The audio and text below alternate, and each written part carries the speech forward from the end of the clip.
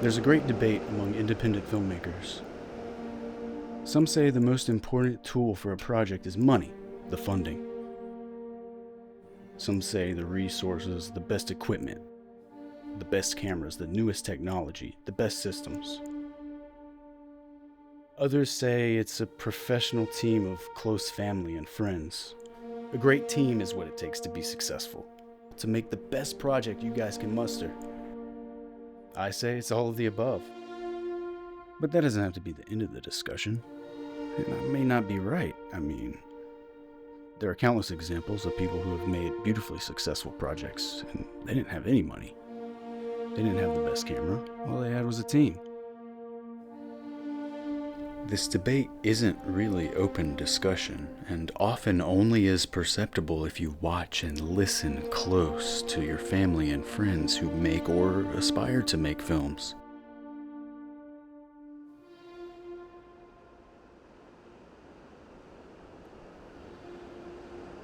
Initially, for the longest time, I had given up on film and storytelling. I wasn't making any money. I dropped out of film school to pursue film, but life happened. Now, 16 years later, I'm interviewing the associate dean of the school that I dropped out of, talking about certain processes that were eliminated due to the advancement of technology, or potentially even how tools like cameras have become better. Yeah. It's easier to get funding for a project, or I wish that was the case. Yeah. I'll do the most professory thing that you can do, which is like refuse to answer the premise of the question. Okay. I look at the media industries as more cyclical than evolution, as if it's moving towards a thing. It's more like we see similar moments repeating, right? And so the current moment about AI is a panic about the way in which new technology is coming in and changing jobs and taking jobs, and that's not wrong, right? There is a reshuffling, but we've seen similar moments with streaming, with home video, with color, with television, right? And so the history of the media industries is one of perpetual crisis and stasis.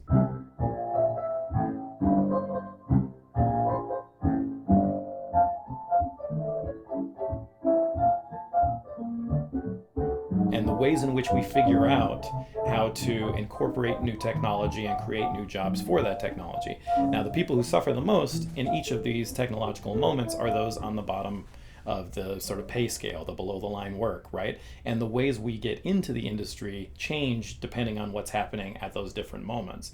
But it's always sort of a moment of, storytelling still works no matter what the medium is, right? And the genre still works no matter what the medium is. And we always kind of find our way back to a moment of stasis. We're in a particular moment of coming off of the streaming wars, in which there was just a ton of money in the space where companies were not being asked to demonstrate return on investment. That came to an end after the pandemic. And it was something that in our field we've been saying for 10 years. This doesn't make any sense. Like what Netflix is able to do with the venture capital money is not realistic to what is actually happening in terms of the profits that they are making. So at some point there's going to be a course correction. And we are living in the course correction at the same time that we're seeing global markets get all tossed around, and we see new technology coming. And if we look at the history, these are moments that have happened before, right? That film and television have gone through these moments. So I would say it's more cyclical, and we're in one of the dips at the moment, and trying to figure out what is going to be the new normal. Have you got a penny? Penny? What do you want with a penny? I'm going to give you a present. It's a sharp gift. I'll have to look. One of the biggest changes in the history of filmmaking is in the introduction of sound. Yeah, sound too. Sound. Before that, they could be filming 10 scenes at the same time. Yeah. Would you say that it's easier now than ever before to make money in the film industry? Whether it be content creation, whatever? Yeah, because Like I said before, you don't have to have the greatest camera. You can just use a phone. You know what I'm saying? You got social media, you can upload, and it's easy to get monetized on social media. So yeah, there's definitely ways to go out and create content. Some say content creation isn't filmmaking. Others say they're related. Either way, you're right. Filmmakers and content creators express the same thoughts and emotions, the same phone calls, the same conversations are had, the same phrases are used. Camera 1 is officially rolling. It's for you, sir. You got some tape. The same deliberations, the same debates. Brilliant though, I loved it. I started again with complete uncertainty and a GoPro. With no script, no real plan. All right, we're rolling. And without much help.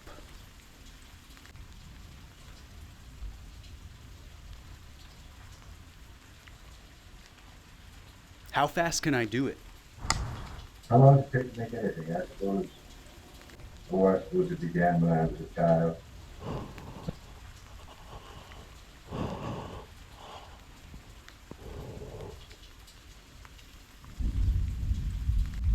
I've heard stories about ideas being taken, but is that true? Is that what's really happening? Am I imagining that this happened to me? Did it? It seems so real. It seems so... You, because I'm putting it out there. If you need to steal my ideas for you to be successful, then more power to you. But I'm going to keep putting mine out there, and mine are going to get noticed as mine at some point. Maybe I have a few stolen along the way, but at some point it's going to be massively successful for me. And if you can just free yourself from worrying about that, you can at least put some ideas out. You know what I'm saying? Yeah. So like if it's sort of like putting your ideas out there could be like a, you know what, I don't give a if you take it, So, everything's up for debate. What would you risk for the creative storytelling art? Would you quit your job?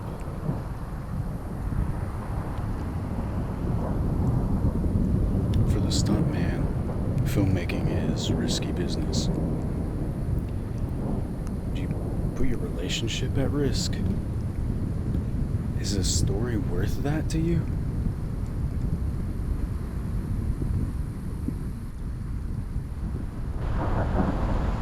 National Geographic photographers risk sometimes their life for one image, one picture. It's not recommended for the uncommitted. You have to be committed. You have to potentially risk your relationships, your family, possibly friendships.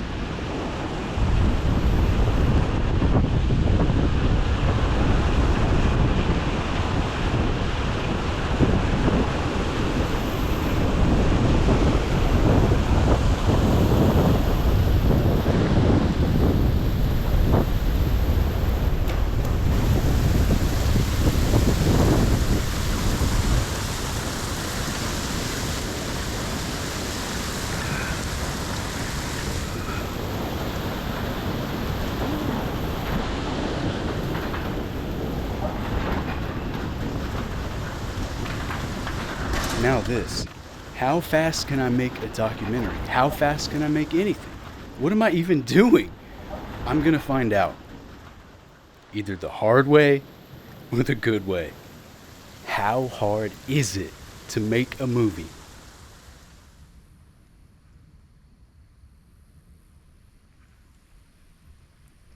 Orson Welles said, "A writer needs a pen. A painter needs a brush.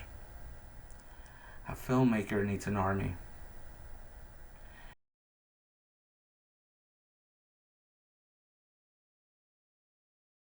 I like that it's conversational. Listen, you guys know what Meisner is? The Meisner technique of you're in any conversation. You know how sometimes there's a repetition of something. Meisner is repeating just the same thing. Excellent. I always when I think of sound, the first thing for some reason I get a visual of a clapboard.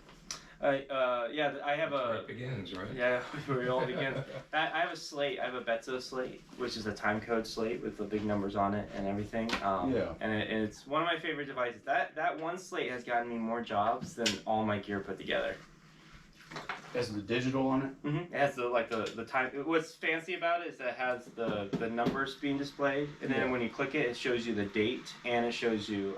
Is it all digital? Does it have? No, you write on it. Oh. And then just that part is digital. Right. Huh. I don't like the full. There's one digital slate that came out recently where it's all digital. It's kind of the same. It's the same company that makes the what's that? What's that reading one? Take a look. It's in a book. A reading rainbow.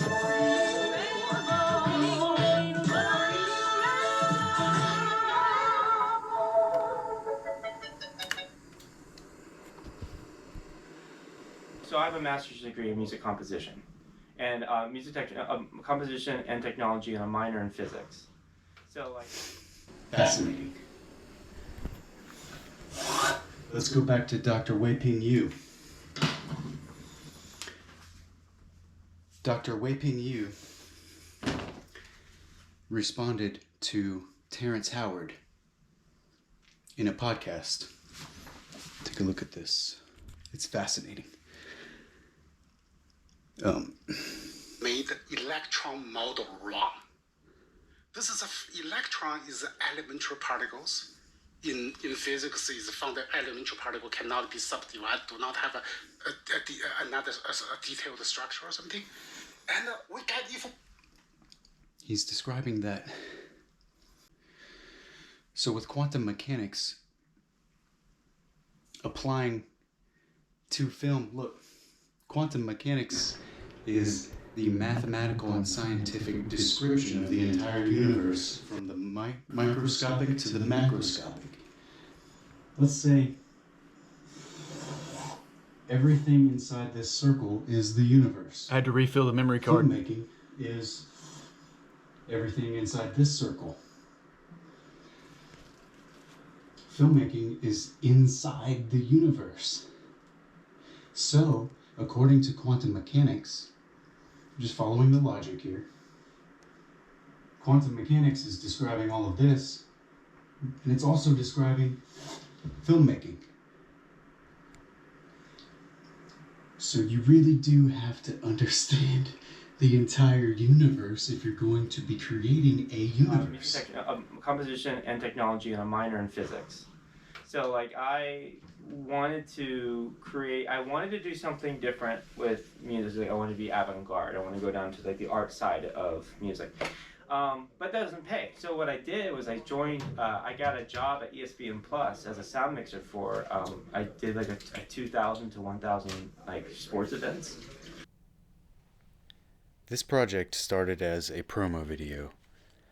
I initially had given up on filmmaking. But one day I just decided, man, this is the only thing that I'm good at, the only thing that my mind will let me try to do. Okay, now's not the time to do this. I'm sitting in traffic, but I will literally forget if I do not write this down, but we're in traffic, so it'll be fine. Always drive safely, good God. I will literally forget this, and then it'll be lost if I do not write this down right now.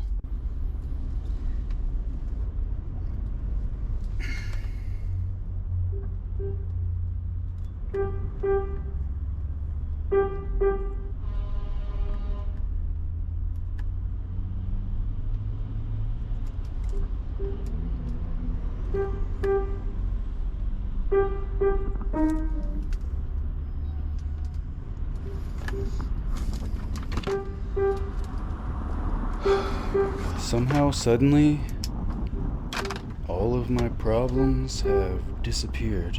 And now, that one thing that has never left my mind.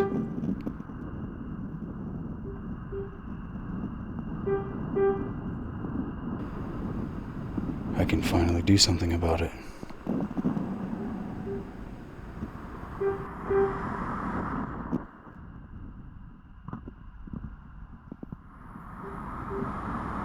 It'll be worth it if just one person.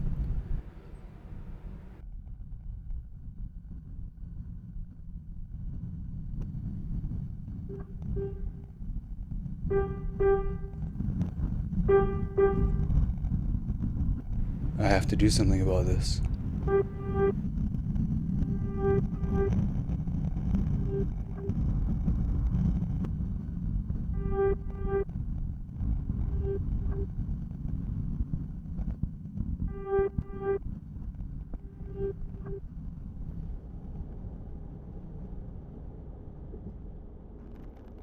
Man, I have ADHD for real. You need to drive safely, man. Well, wait. How does this even relate to filmmaking? Well, okay, so everyone drives, so indirectly driving to and from set, it relates. I mean, it's not unrelated. Plus, the connection that I've been thinking about is directly related. Oh my God.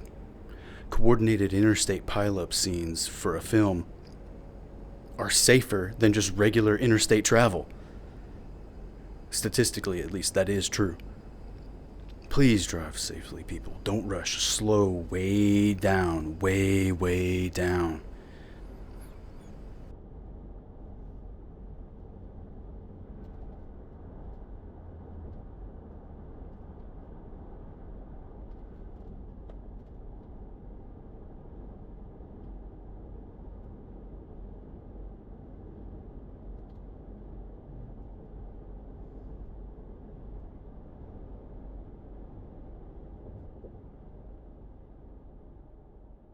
But I feel like we're all kind of going in different directions. I think if we all got on the same page as it relates to how to help one another and how to be team everybody and maybe kind of leave some of the Hollywood factor out of it, I think we'd be a lot farther.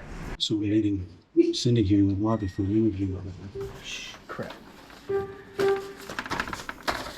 There's no audio.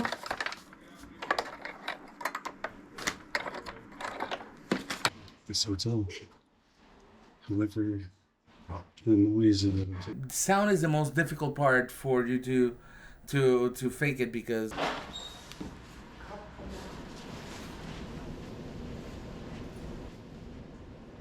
The light. Instead of maybe buying an expensive I like it.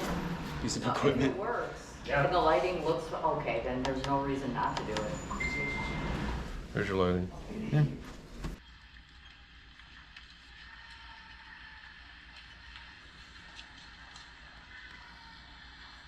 Yeah, Juan taught me this. Well, I mean, the concept of whatever you have, use it.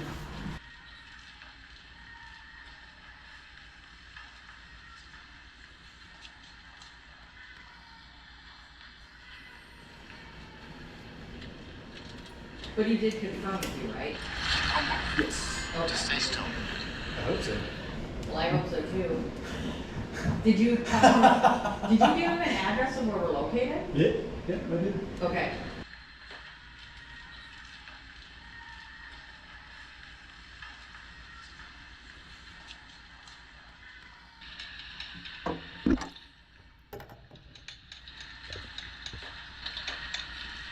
It's hot. So, do you do, now that all this different footage is being done, do you typically do your own editing or do you hire someone or work with someone? Yes. And that means you work with someone or you do it yourself? Yes. And so which is So it? you're learning. Somebody's teaching you. It's always a learning process, I feel like, no matter what. Sit down. I'm very sorry. I'm trying to get the lighting right. You must understand. You want to get the lighting right. Do you happen to have a specific editing software that you use? Do you use editing software? I don't even have a computer. Okay. So you're gonna have to hand this off then to somebody for editing because you have to have like everything's on there, right? Like Adobe or DaVinci or all that stuff is on a computer. So someone else is obviously gonna have to film it. I mean, meaning edit, cut the footage, all that good stuff. Yeah. I understand what you're saying. Okay. That was the question I had. Yeah, because I was curious about the editing part because a lot of times when I interview filmmakers, the number one thing they talk about. Ask me a question about what made you want to do this project. Okay. So, I think I asked you this before, but I'm curious, why specifically was it important for you? Why specifically was it important for you to do this project? Why was it important? I don't know what the question is. Yeah, that is the question. So, like for instance, I knew when I wanted to start a radio show, I had a purpose. I had a reason. There were reasons I wanted to interview those people. Why did I do this? Yeah. Serendipity. That answer. Serendipity. It's a good answer. Which is why that's what happened. No, I get you. And what's the end game with this? What do you want to see happen with this project at the end of the day? I can't tell you the one thing that I want to see personally that I want to keep secret until I know that it happens. But one thing that I can tell you is I want to somehow change traffic patterns. Traffic patterns. Yes. What do you do with the DOT? I study traffic patterns. You hit the brakes for a second, just tap them on the freeway. You can literally track the ripple effect of that action across a 200-mile stretch of road because traffic has a memory. It's amazing. It's like a living organism. Freshen that up for you. Was it vodka martini? Yeah. Ladies to you.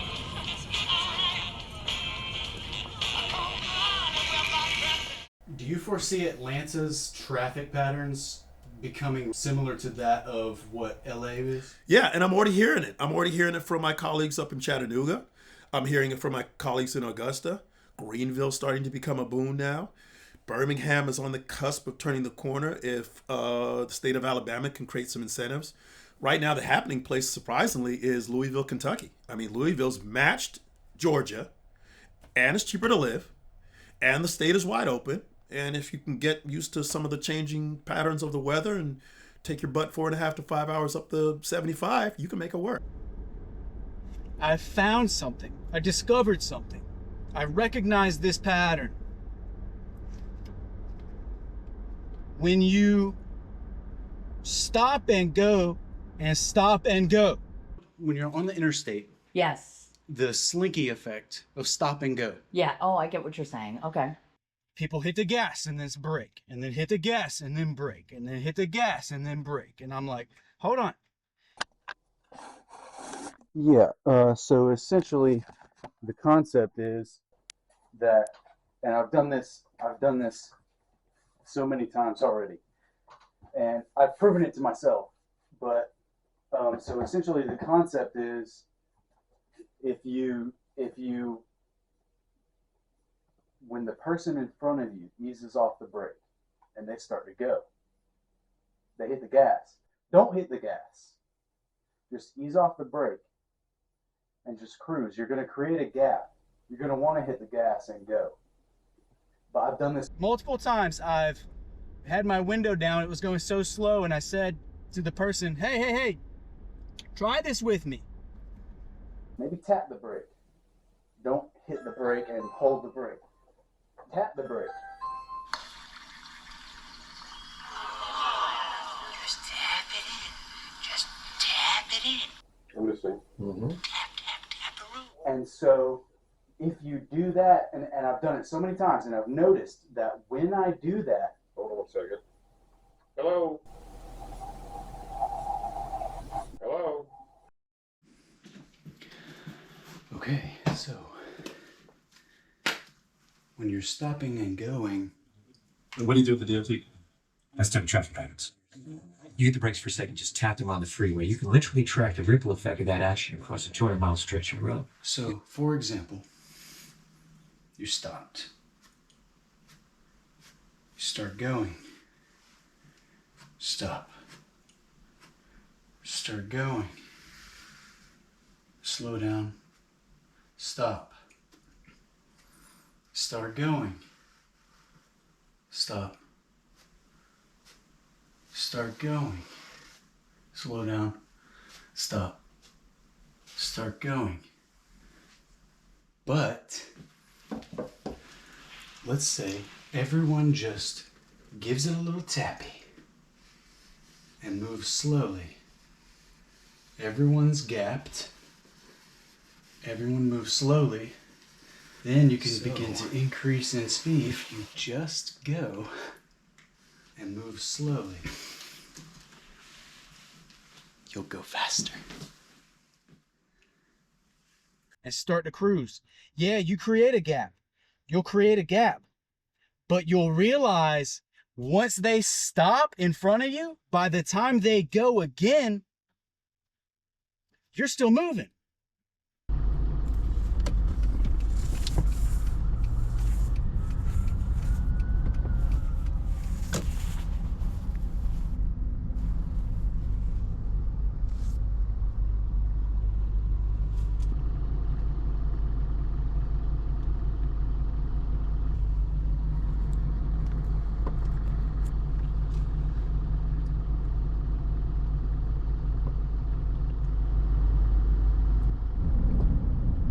Actual goal here is impossible to achieve alone. I cannot do this alone. I need your help. I need your participation. There's something intrinsic that I can see here. There's something about the way we drive that is wrong. I just passed a garbage truck, and everyone was going around, speeding around the garbage truck. And the guy that was picking up the garbage and returning the bins to people's homes could not get back onto the truck because cars were just speedily going around. And as a result of that, they were causing additional traffic to accumulate. If they were to have just waited, they would have gone faster. Okay, now check this out. Got the GoPro strapped to my head. Notice the large gap in front of me, and the person's riding their brakes. I'm tapping. Just giving it a little tappy. And notice, now I have to stop. So look what's going on. If I were to have hit the gas, I would have had to have stopped early. Now I'm gonna do it again, watch. I'm creating a gap and I'm just tapping. Uh-oh, look. Now they're going again, but I'm still not going to hit the gas. I'm just gonna roll, and the gap's gonna get bigger. See what I'm doing? I'm eliminating the slinky. Now watch. I'm tapping as they're braking. I'm just tapping. The gap's getting bigger. I'm still rolling. Now watch. The slinky is gonna catch up to me. Okay. Let me go backwards in time. Last night, I was driving. Okay, I start recording just as I begin to do the tapping the brake. Now, okay, let's go back a little bit. Now, I'm going to go forward in time. The cars are passing me. The cars in the right lane brake. Now I'm going. Now I'm braking. Now the cars to my right are going forward.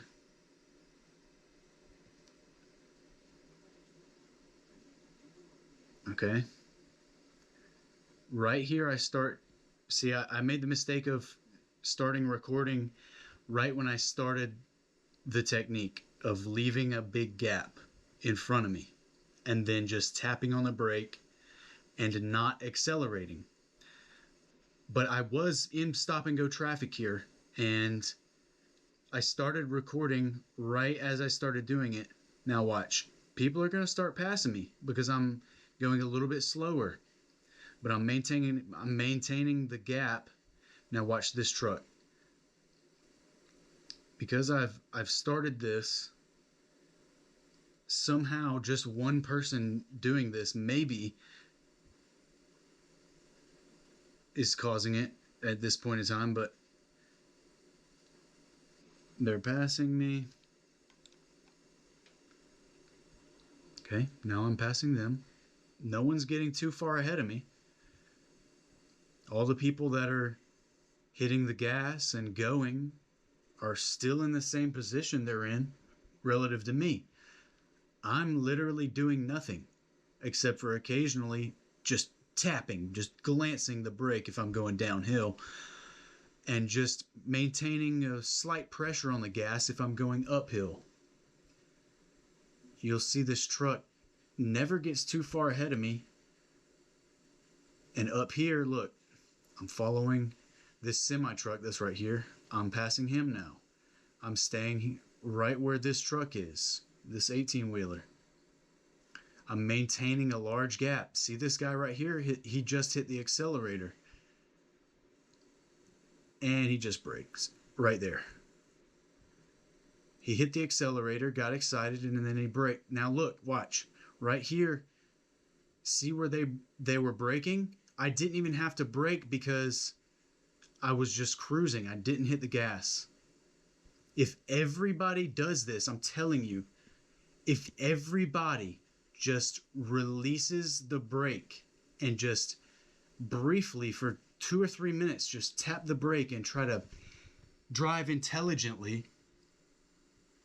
Look, this guy's changing lanes. But the point of this traffic, look, the whole cause of this traffic, I didn't even realize, was everybody has to change lanes. So don't change lanes because you cannot perceive what's ahead on the highway. Everyone who changed into my lane before, when I started the clip, now has to stop and change back into the lane they were in. I'll try this. Sure. If enough people do it, maybe it will save people time in traffic. Don't worry about it. You're still in good shape. All you got to do is just tap it in. Just tap it in. Hey, just tap it in. I'm good. No matter how many times you save the world, it always manages to get back in jeopardy again. I mean, sometimes I just want it to stay saved, for a little bit. I feel like the maid. I just cleaned up this mess. Keep it clean for 10 minutes. Hollywood's dead. You can conjure spirits from the past and the future. I don't think I could do this, but if you were somewhat willing to buy more into the delusions of grandeur of all of it, you could view yourself as the person who single-handedly saves the world, and that allure is real, and very frustrating, I think, to a lot of people who are then put in a position where, like, they have to choose between, do I take the swing that will maybe save Hollywood, or do I not get fired? And often they choose not get fired. Yeah. The magic of Hollywood, I think, is one movie, one weekend can change the entire outlook of the entire industry. You know what I mean? Like the Barbie movie. Well, honestly, and that changed the whole show. Like, the show was much more bleak as we were writing it initially. And then the Barbie Oppenheimer thing happened, and we were like, everything's different. Literally, like, on Friday it was impossible, and on Monday it was possible. And that is, I think, also, like, what's so frustrating about Hollywood and what is alluring about these delusions of grandeur, especially if you run a movie studio, is that you think you might be the person to course correct all of the world.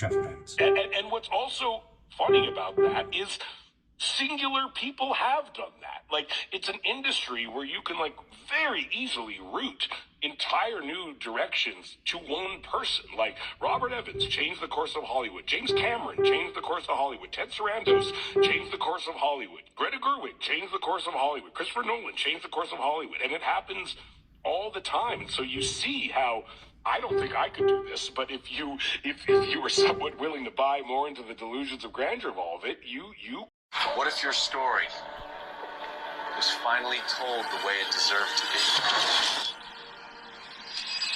In a world full of noise, being seen is power. Imagine watching your life broadcast to the world. We feature the people who move the world forward today, not just the ones with followers. No filters, no scripts, just your truth. Spotlight used to belong to the few. Not anymore. What if your story was next? Tell the world about your legacy, your business, and your impact on the Big Bay. Apply now. Take your shot on the big screen. Okay, well, I guess I'll try to get this traffic sort of pattern idea out there with these guys. Let's do an interview. Hello? Hi. Hey, Brandon? Yes, it is I. Is this Mark? Yeah, it's Mark. Can you see and hear me okay there? Yeah, I can see you now. How you doing? Awesome. Hey, sorry, I was just tied up in a last meeting there. My name's Mark Jefferson. I'm actually one of the head talent reps over here at More Capital. Nice to meet you. And nice to meet you too. We're the producers of the Legacy Makers TV show. And we're here today to talk to you about potentially being in one of our episodes. Does that sound about right? That is, that sounds good, yeah. Okay, cool. Brandon, just a couple quick little housekeeping things. The call is being recorded, as you probably know, just so we can kind of see your camera presence, as well as the producers will be kind of reviewing the content here later today. Is that all right? That's fine. I had one question for you, if you don't mind. Do you guys use a teleprompter by chance? Or do you have... Yeah, so we, this is actually all being AI summarized, this whole meeting, just so you know. So we're not using a teleprompter. It's just being summarized by AI. Well, for the episode. Oh, for the actual episode? We don't, but we coach our clients through who we feel like a really good fit, and it should be fine. It's as well as we kind of just work on a professional scripting with all of our clients here if they're a good match for us. Cool. Yep. Do we need anyone else on the call with us there, Brandon, as far as a decision maker, a business partner, a spouse, an agent, anyone else present, or you're kind of It's just me. Now, that's the thing. So with me, I kind of, I don't even have a business. So I want to get this out of the way. I'm more of a thought leader. My episode, and it's not even necessarily about me. I just want to make sure that we're kind of all on the same page, because I want to respect your time and everything. There is a couple investments here. Okay, so the first would be to get down to Miami for you. That wouldn't be an issue. You understand? You saw my screen there. We have a lot of iconic sponsorships through really powerful business leaders. You would have saw maybe Les Brown there, the motivational speaker. Damon John. We've got Floyd Mayweather, the boxer, some pretty big names driving a lot of traffic to our network. And we also have some tie-ins with Amazon Prime and Apple TV and some tier 1 streaming platforms. Yes. So the real powerful thing of this, because obviously we have the studio, we have the camera crew, we've got the platform, we've got all those tie-ins. The powerful thing about this is you'll get streamed on the Inside Success Network and possibly those other networks if this all were to work out. But you're able to reuse the content, okay? So you can reuse it on your website, you can reuse it on social media, you can put it on your advertising, that sort of thing. It's called a commercial business reuse license, so it gives you proprietary rights to distribute and repurpose the content. It's yours and yours to keep. It's done by professional Hollywood style editors. Yeah. They range from like a 12-minute documentary all the way to like a 25-minute documentary. Okay. And as far as the actual price, they're anywhere from like a 15K investment to like a 30K investment. Like, is that kind of in the funding capabilities of where you're at kind of right now? So I'm going to be straight up honest with you. No. I can potentially seek out a loan and do it that way. But this is something that I'm willing to make a sacrifice and invest in, because this message, and it's interesting that you said the word traffic, because this message actually partly relates to driving in traffic and traffic safety. We all right now, we're in the interim period between fully automated self-driving vehicles and manual. Everyone's driving themselves. So in that period of time, I feel as if this perspective shift for anyone who drives is going to be one of those things that it's so simple. This driving technique that I've been experimenting with for 10 years, over 10 years. But it's so counterintuitive that I think I've narrowed down in on this thing, and I could write a book, but I feel as if a book maybe would be less effective in getting this perspective shift out.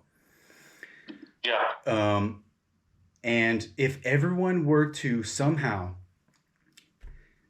hear this layout, this watch and see this presentation, and I could diagram it, but I feel as if an animation would be better than like a diagram. Brandon, I'll just kind of stop you right there. Like, honestly, like I think you're onto something really big here. Like, I don't feel like it's a good match for us. It's like, because it's a business show, you know what I mean? It's like, I hear you. You're in the infancy stages of trying to create something, which is totally cool. Like we all gotta start there somewhere. It's just like it has to lead somewhere, you know what I mean? And just right now, I just don't think that it's a match right now. Maybe like down the road when you have a website, when you're just a little bit more established, I'd be willing to kind of entertain it at this time.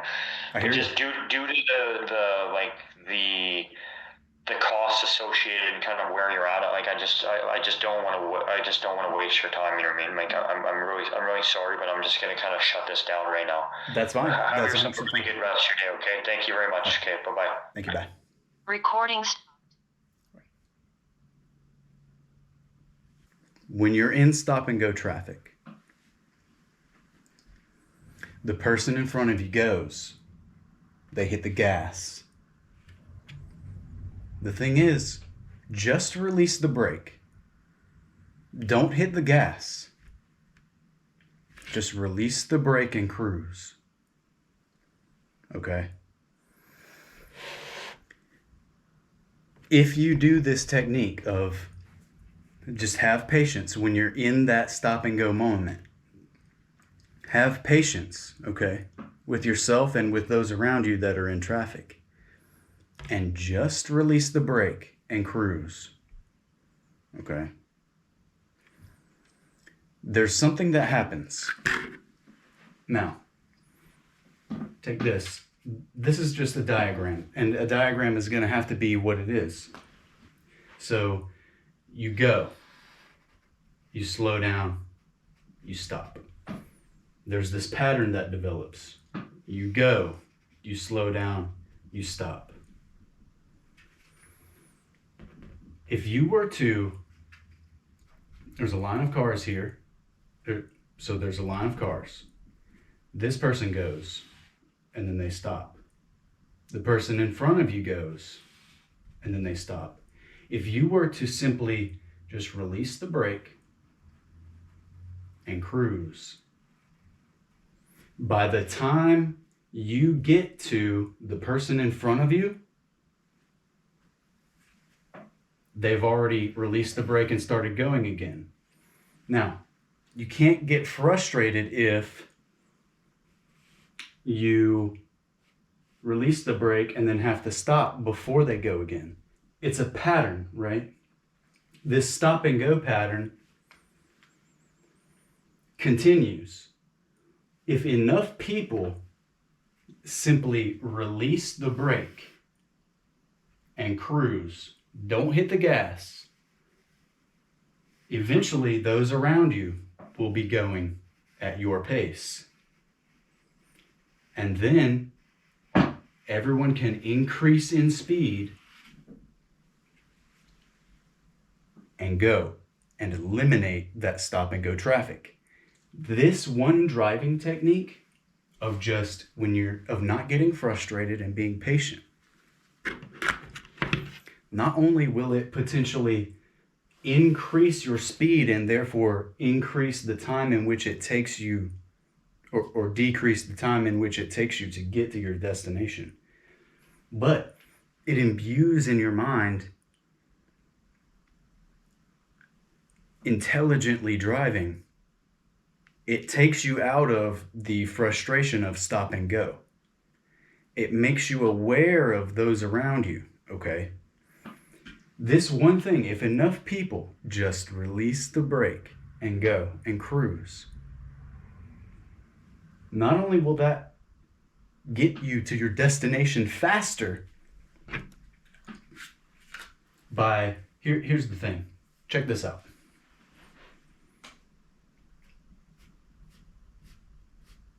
People are stopped. There's a line of cars.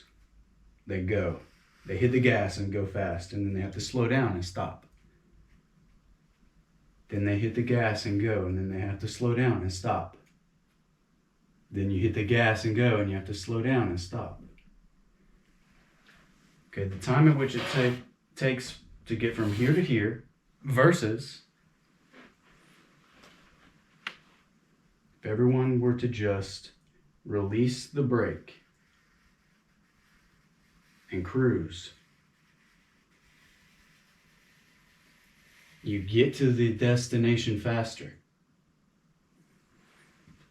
This stopping is what's causing the traffic. What's causing the stop and go is everyone trying to get there fast, but then they have to brake. And then they're trying to get there fast, and then they have to brake. If you just slow down and cruise, you'll go faster. Is this too much to ask? To just release the brake in stop and go traffic. Don't hit the gas.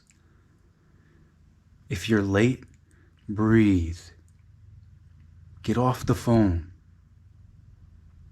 If you see someone driving on the phone, say, hey, put that down. Pay attention.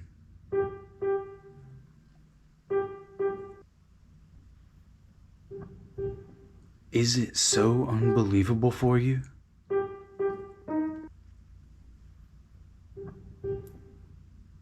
That you won't even try?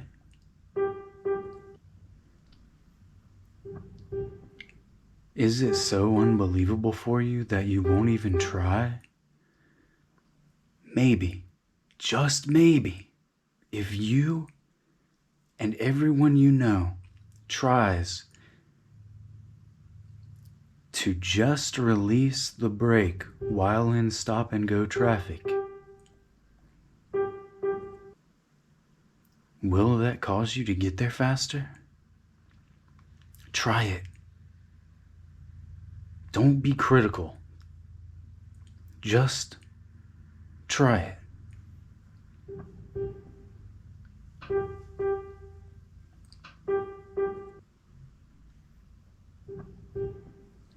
And you may not ever see the result of this experiment. And that's the butterfly effect. That's the quantum mechanics. That's the uncertainty principle. Because if you and everyone you know uses this technique, you won't see that car accident that you would have driven by, that would have happened. These little measures, these little changes in the universe have the potential to completely alter the timeline.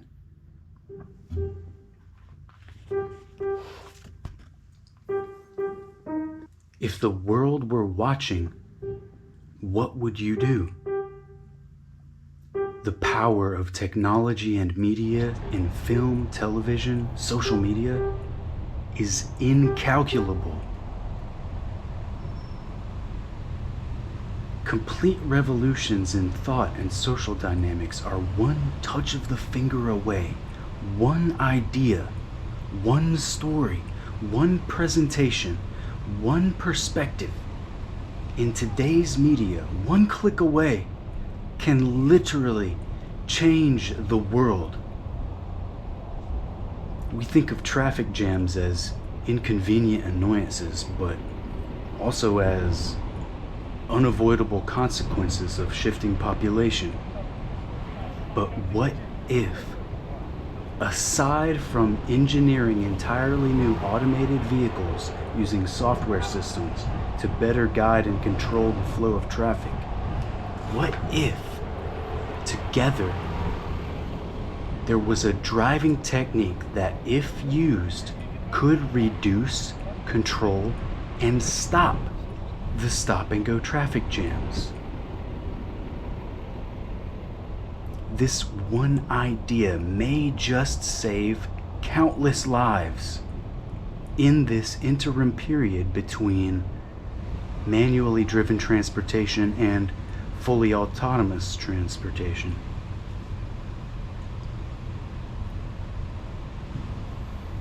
Just try this with me.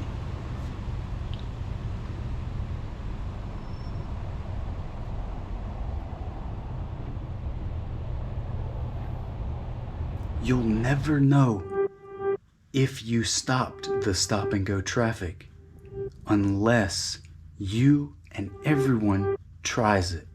You'll never know if you saved that car accident from occurring because it won't have occurred.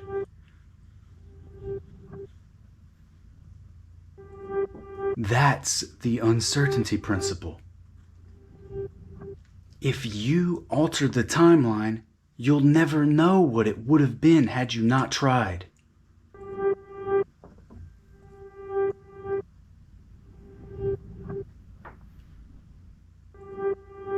Is that too much of an ask? To just cruise. Right now. Make a decision right now to remember. Just try to release the brake and don't hit the gas and just cruise. Put the phone down. This is serious.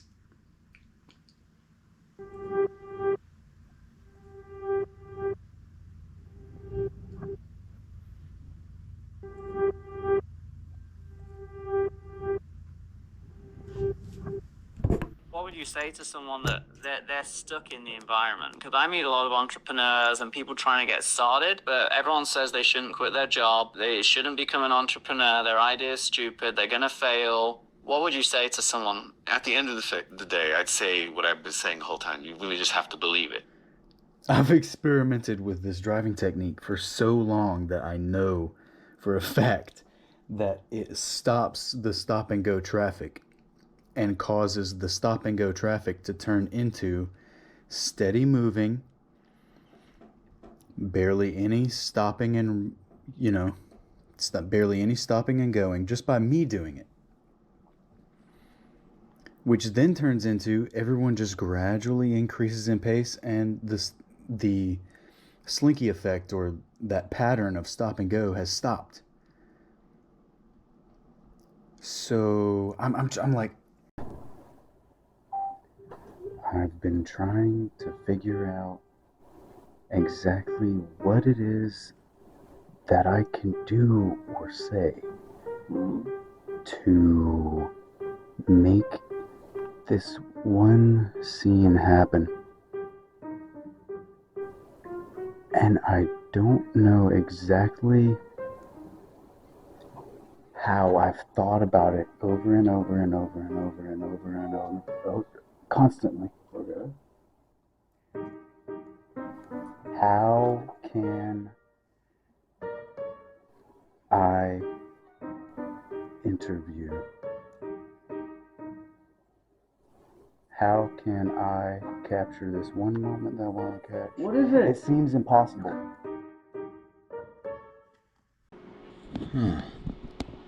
4 hours ago. Monday, May the 12th. No, I'm gonna be 63 and I'm going, that was my dream. I literally was like, I want to do this the rest of my life. Please, I will never take it for granted. It is a privilege, and I know it is, and I feel that way.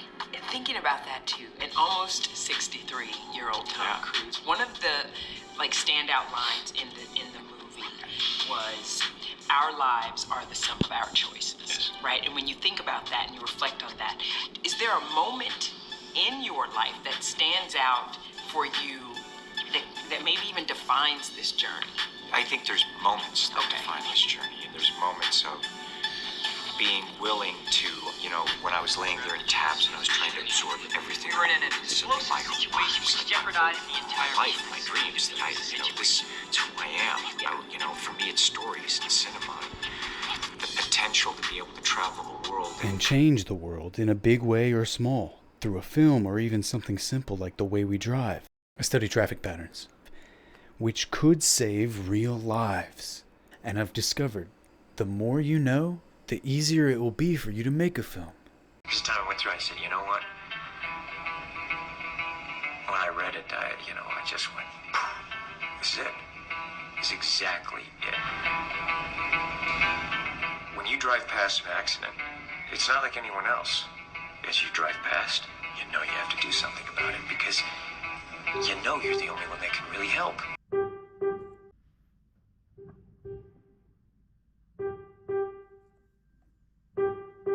And it happens all the time. And so you see how I don't think I could do this, but if you were somewhat willing to buy more into the delusions of grandeur of all of it, you could view yourself as the person who single-handedly saves.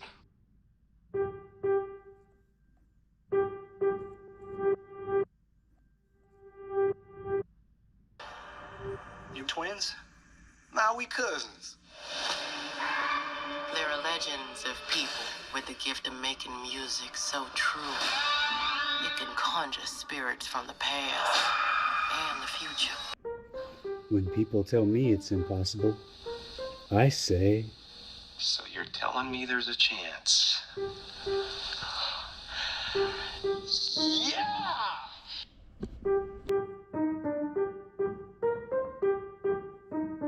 music adds a significant value to a film.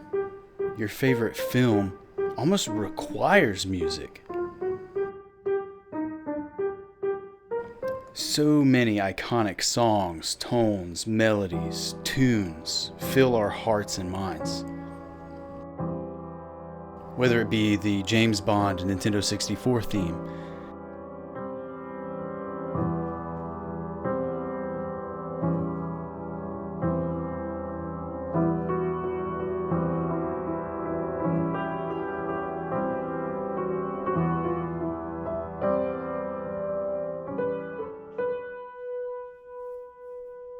the Jaws theme.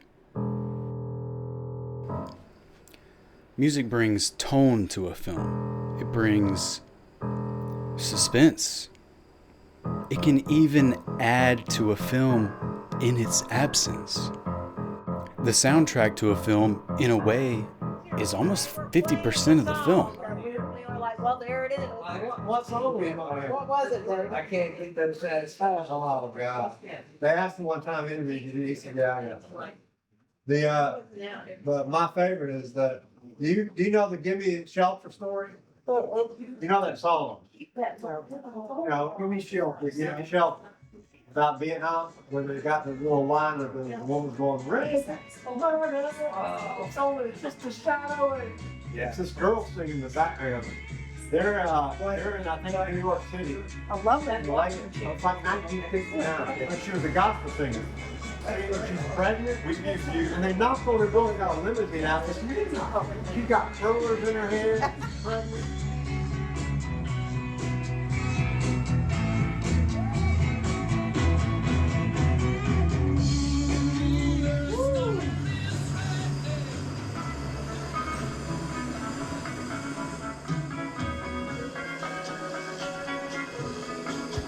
Studio. Boy, did we have some time to listen.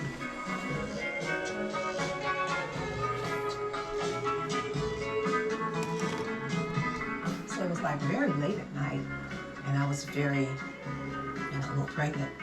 Had curlers and the whole thing in my head, getting ready to go to bed.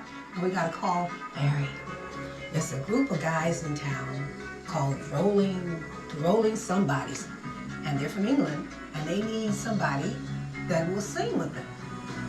They picked me up with silk pajamas on, a mink coat, and a Chanel scarf on my head.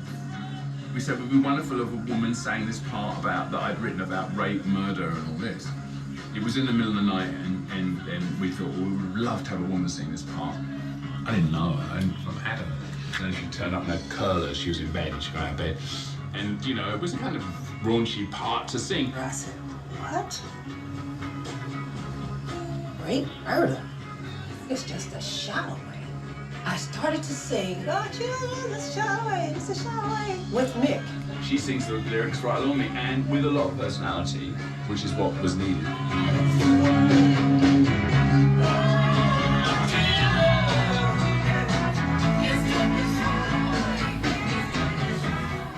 I went in again and I did that pass on the part that says, rape, murder, just a shot away. So I had to go up another octave.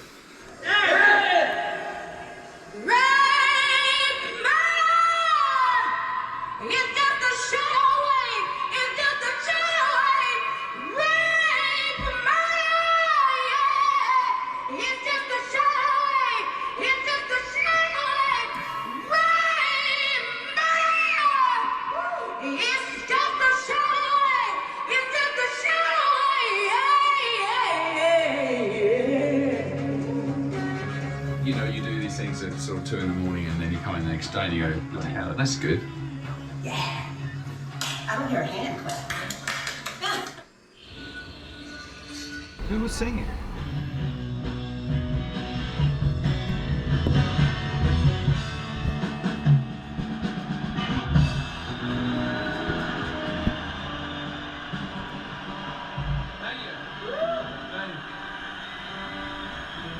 You're just gonna wake up.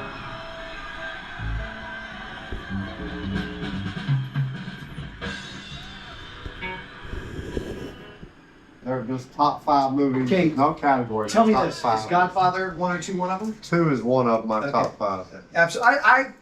I know this isn't fair, but I say Godfather 1 and 2 was one movie, so I put that as like my number 1. Yeah. What did you think about Goodfellas? I put that in my top 5. I love Goodfellas. Goodfellas, but that's not my top 5. Okay. Would you say Shawshank? Shawshank is in my Okay. top 5. Would you say Hoosiers?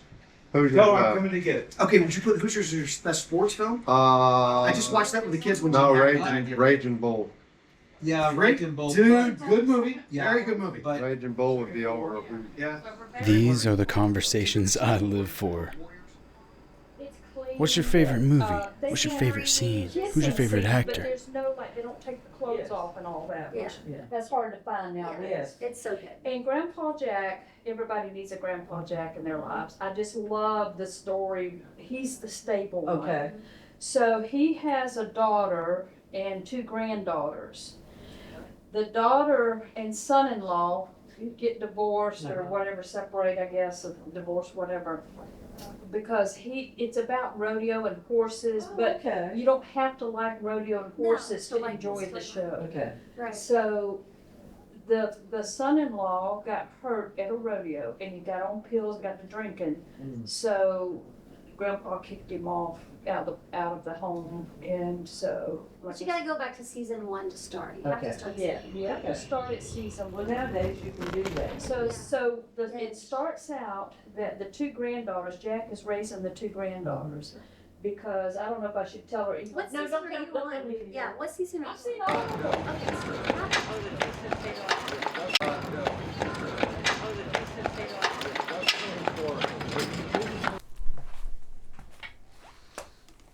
This is like in The Incredibles when Mr. Incredible comes in and sits down, you know.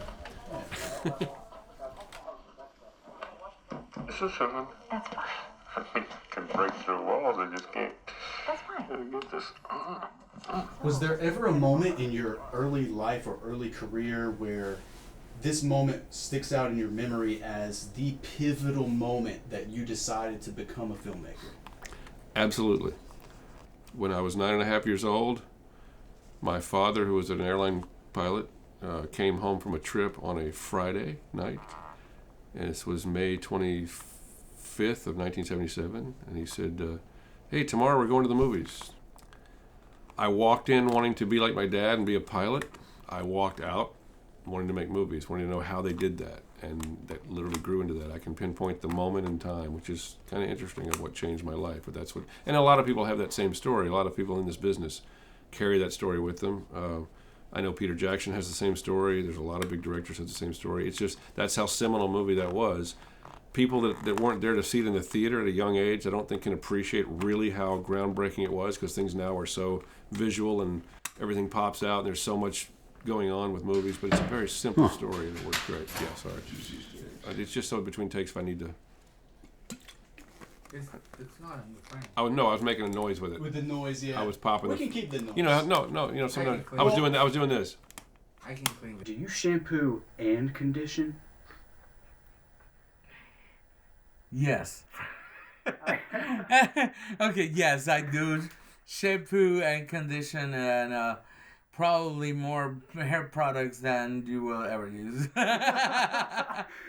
Was there a moment in your sort of early life or career where this moment is something that you remember as the definitive moment where you decided you got to be a filmmaker? It was a combination of moments, truly.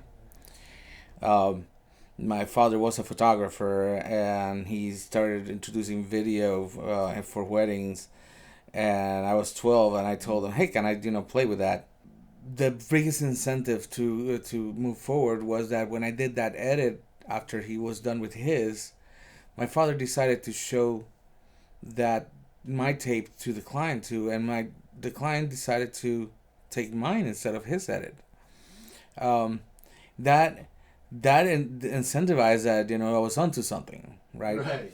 The clients liked my edit, and from there I started working with my father on that business, and then I started asking, can we have these shots? Because I wanted them for editing. So then I started to grab the camera, so I've been doing this for a while, even though it sounds like I'm really dating myself. I'm working on that, but I was 12 years old when I started, so it's an odd thing.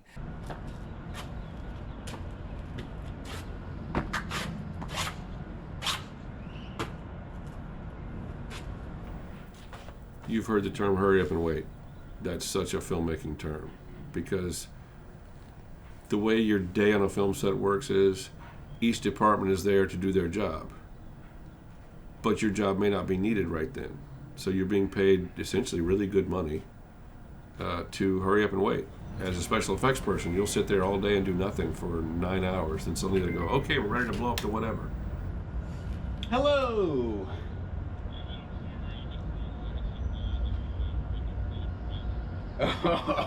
Okay.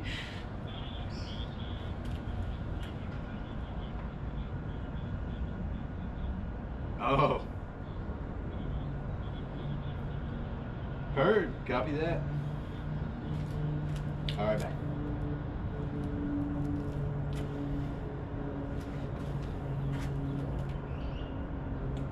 Hurry up and wait.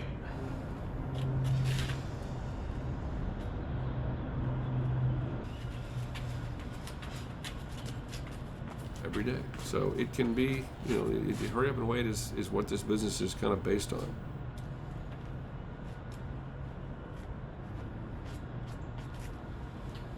That in turn means you have to have a lot of patience and also resilience. Resilience is a big thing in this business. I tell filmmakers all the time, especially, that the best analogy for this business is you're fighting a dragon. Are you going to run away, or are you going to pick up your sword and run right back at the dragon? Because that's what this business is. It really is. Talk about the lingo of filmmaking. You will hear that it's a lot of military stuff, like even this word shooting. Right. You know, because it is a military operation. It is putting a bunch of people Don't move together. Don't move. Like I did my first 48-hour challenge. We had 60 people in between cast and crew for a 48-hour short film, and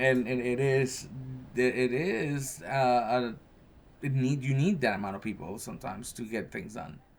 Wow. So the filmmaking process, I will start from my acting side. I lived in Hollywood, like I said, well, about 18, 19 years.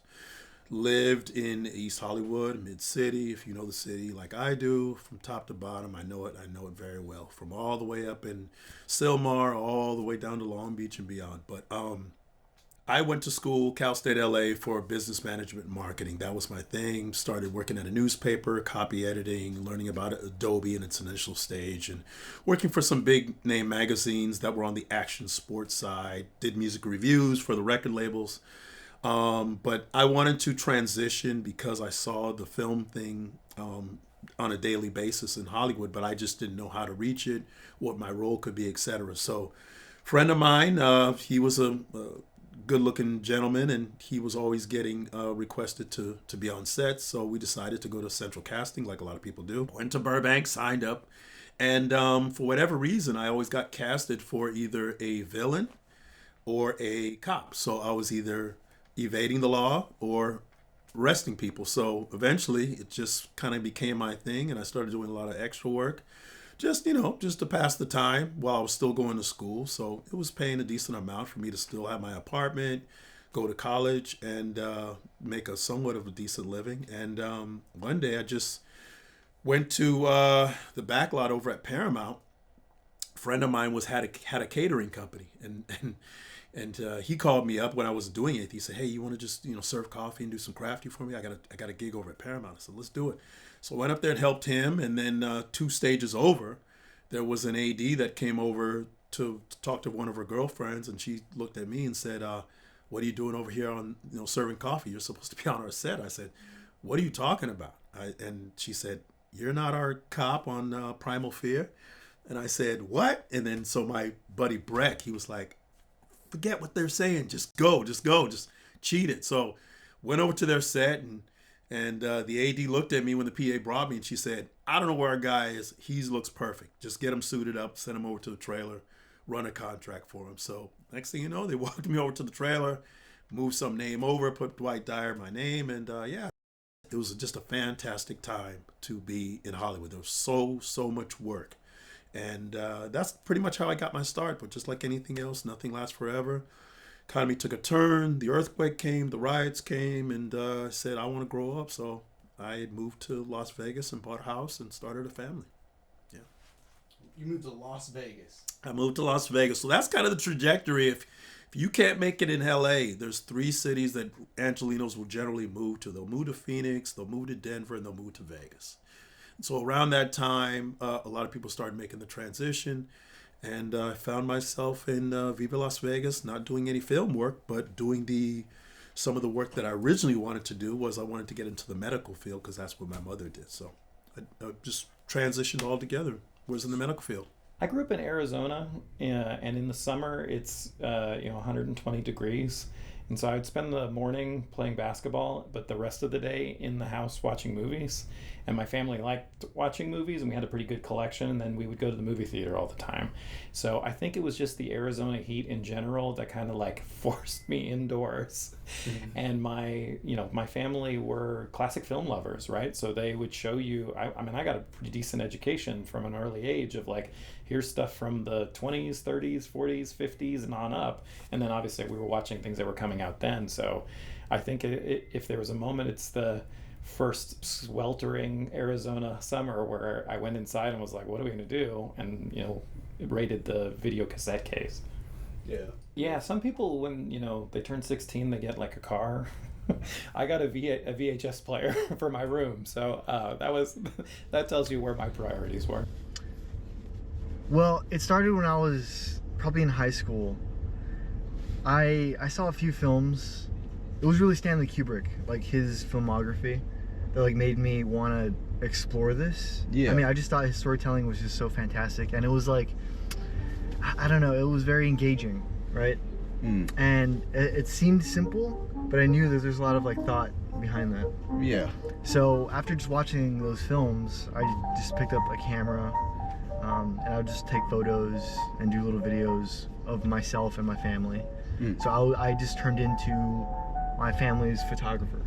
And so yeah, I took some photography classes, I applied for a news station, and I kind of like got into journalism through like, a love for the camera. Yeah, and so now, after like, I guess my 20s, and moving here to Atlanta, I kind of want to push that a little bit more. I kind of want to be more of a crafter instead of a documentarian, if that makes sense. Yeah. A journalist. Yeah. My ninth grade English teacher. I remember this moment. I remember it.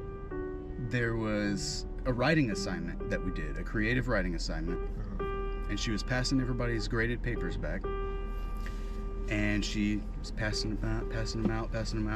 She comes to me, and she says, "Brandon, this is really good. You should be a writer." And then she just continues and passes it out the next one to the next kid, and I was like, was there a moment for you that was similar to that, where it was this initiating moment in your memory that stands out as like, oh, this is the deciding factor? Right. Absolutely. I had originally studied to be an architect, and then I switched to photography, even though in my head I kind of wanted to be a filmmaker. But at that time in my life, I didn't feel like that was a reality that was even attainable at all. So I finally took the leap my senior year of college, and our first film assignment was to take one reel of 16mm black and white film and shoot it and edit it, and create a short film. And I wrote and storyboarded to a T what I wanted, because that's not a lot to play with. So you need to be pretty tight with your shots. Yeah. Know what you want, get it, get out. Right. And did it. And my instructor said it was the best first project he'd ever seen. And I think it was at the end of the class, though, that he said, you're more talented than you know, and you really need to keep going. And that's the moment. I like that it's conversational. Do you guys know what Meisner is? The Meisner technique of in any conversation. You know how sometimes there's a repetition of something. Meisner is repeating just the same thing. Excellent. I always when I think of sound, the first thing for some reason I get a visual of a clapboard. I have Where it begins, right? Yeah, where it all begins.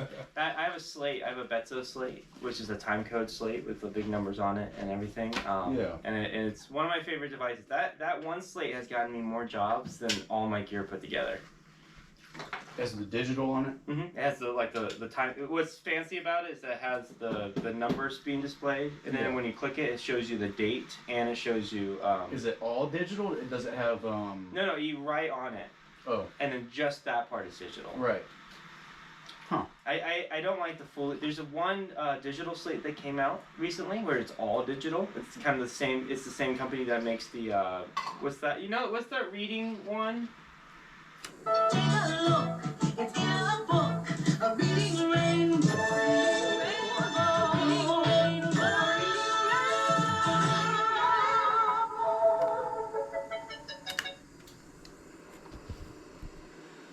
So I have a master's degree in music composition, and composition and technology, and a minor in physics. So like. Fascinating. Let's go back to Dr. Wei Ping Yu. Dr. Wei-Ping Yu responded to Terrence Howard in a podcast. Take a look at this. It's fascinating. Made electron model wrong. This is electron is elementary particles. In physics, is found that elementary particle cannot be subdivided, do not have another detailed structure or something. And we get even. He's describing that. So with quantum mechanics, applying to film, look, quantum mechanics is the mathematical and scientific description of the entire universe, from the microscopic to the macroscopic. Let's say everything inside this circle is the universe. I had to refill the memory card. Filmmaking is everything inside this circle. Filmmaking is inside the universe. So, according to quantum mechanics, just following the logic here, quantum mechanics is describing all of this, and it's also describing filmmaking. So you really do have to understand the entire universe if you're going to be creating a universe. Composition and technology and a minor in physics. So like I wanted to do something different with music. I wanted to be avant-garde. I want to go down to like the art side of music. But that doesn't pay. So what I did was I got a job at ESPN Plus as a sound mixer for, I did like a 2,000 to 1,000 like sports events. This is the smoothest cameraman to ever exist as he uses rollerblades to minimize shaking. But the final outcome of the shot is even more impressive. Watch how he just effortlessly glides around the basketball court without any mistakes. And just look how smooth the shot came out. To answer your question, the moment that really sold it for me that I liked this job was when we did a one shot on this short film. Because I was like, I don't know, this guy holding a stick seems kind of cool. I shot a oneer which involved going through, it was like I had to boom through a window, then climb down a ladder, and then my second boom op got them walking out of the house, and then I picked them walking back out of the house, and we landed right there. And then I coordinated that whole thing, and we had less than 5 minutes to coordinate because it was just like, he wants to do it. We have we only have 2 takes, So and we got it. It was like chaos trying to figure it out. But it was such a, if you ever play sports, yeah, it's that moment where you're not, your hands, your body, and your brain are in sync doing something. It's that like I feel the most comfortable and calm I've ever been, and I have ADHD, so to have a moment where I have a clarity in my head, was the moment. I literally, and then I saw it in theaters, and I sat there. I'm like, I did that. Right. And when that was my revelation that like I want to be the best at this. I want to do this. Interesting. From then on in, I was taking film classes through undergrad, and I did my master's at UCLA and my PhD at UC Santa Barbara. And then out of PhD, I got a job here at GSU. I've been here for 13 years since.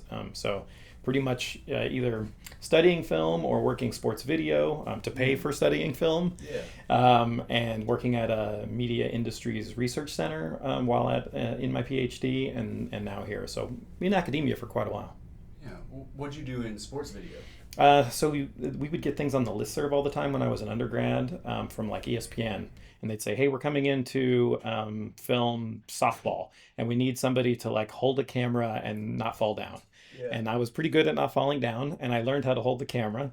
And every time they would come back, I would try and do it again, and I got to do more and more, for a very small amount of pay, but also a lot of good experience. And, it was cool that I got to do some of the coming out of a commercial, panning the camera for the score, and like, that's my camera that's panning. So that kind of stuff, yeah.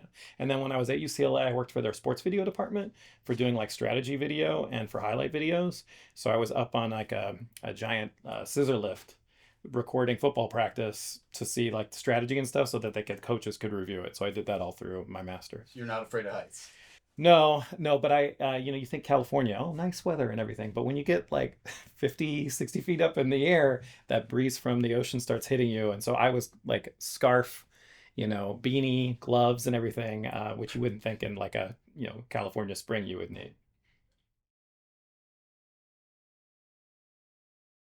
What do you think about prank videos?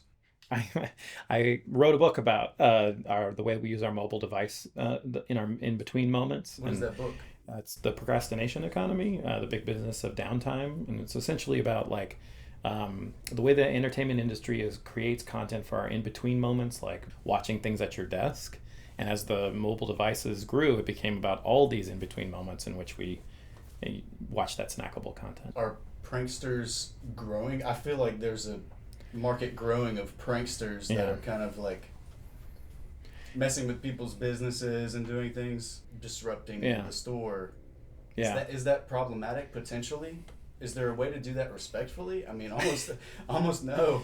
I would love to see the respectful way to knock down things in a store. That would be interesting to see.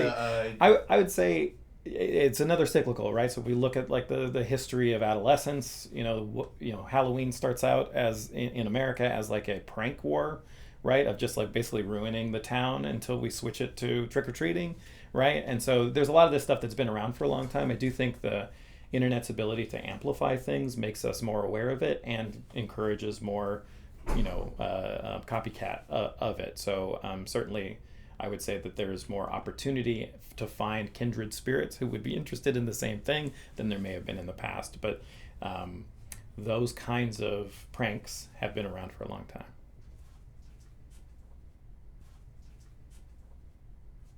I sat over the thing, and that was my and I remember sitting there remembering that moment it wasn't that one or shot hadn't happened yet, so I just remember making the switch, regretting my entire life, like what am I doing? Wow. But then the next short film after that was that one shot. Yeah. So I was in that moment when I was doing that one shot, I was like, all right, I'll give it my all. And if I don't like this, I'll never go back to this. And that one shot saved everything. Now it's been 5 years, and now I'm running entire feature films by myself. Nice. So it's been a journey. Wow. By the way, that's how I met him. That's a very unique story. Do you guys know what Meisner is? Meisner is repeating just the same thing. Mm-hmm.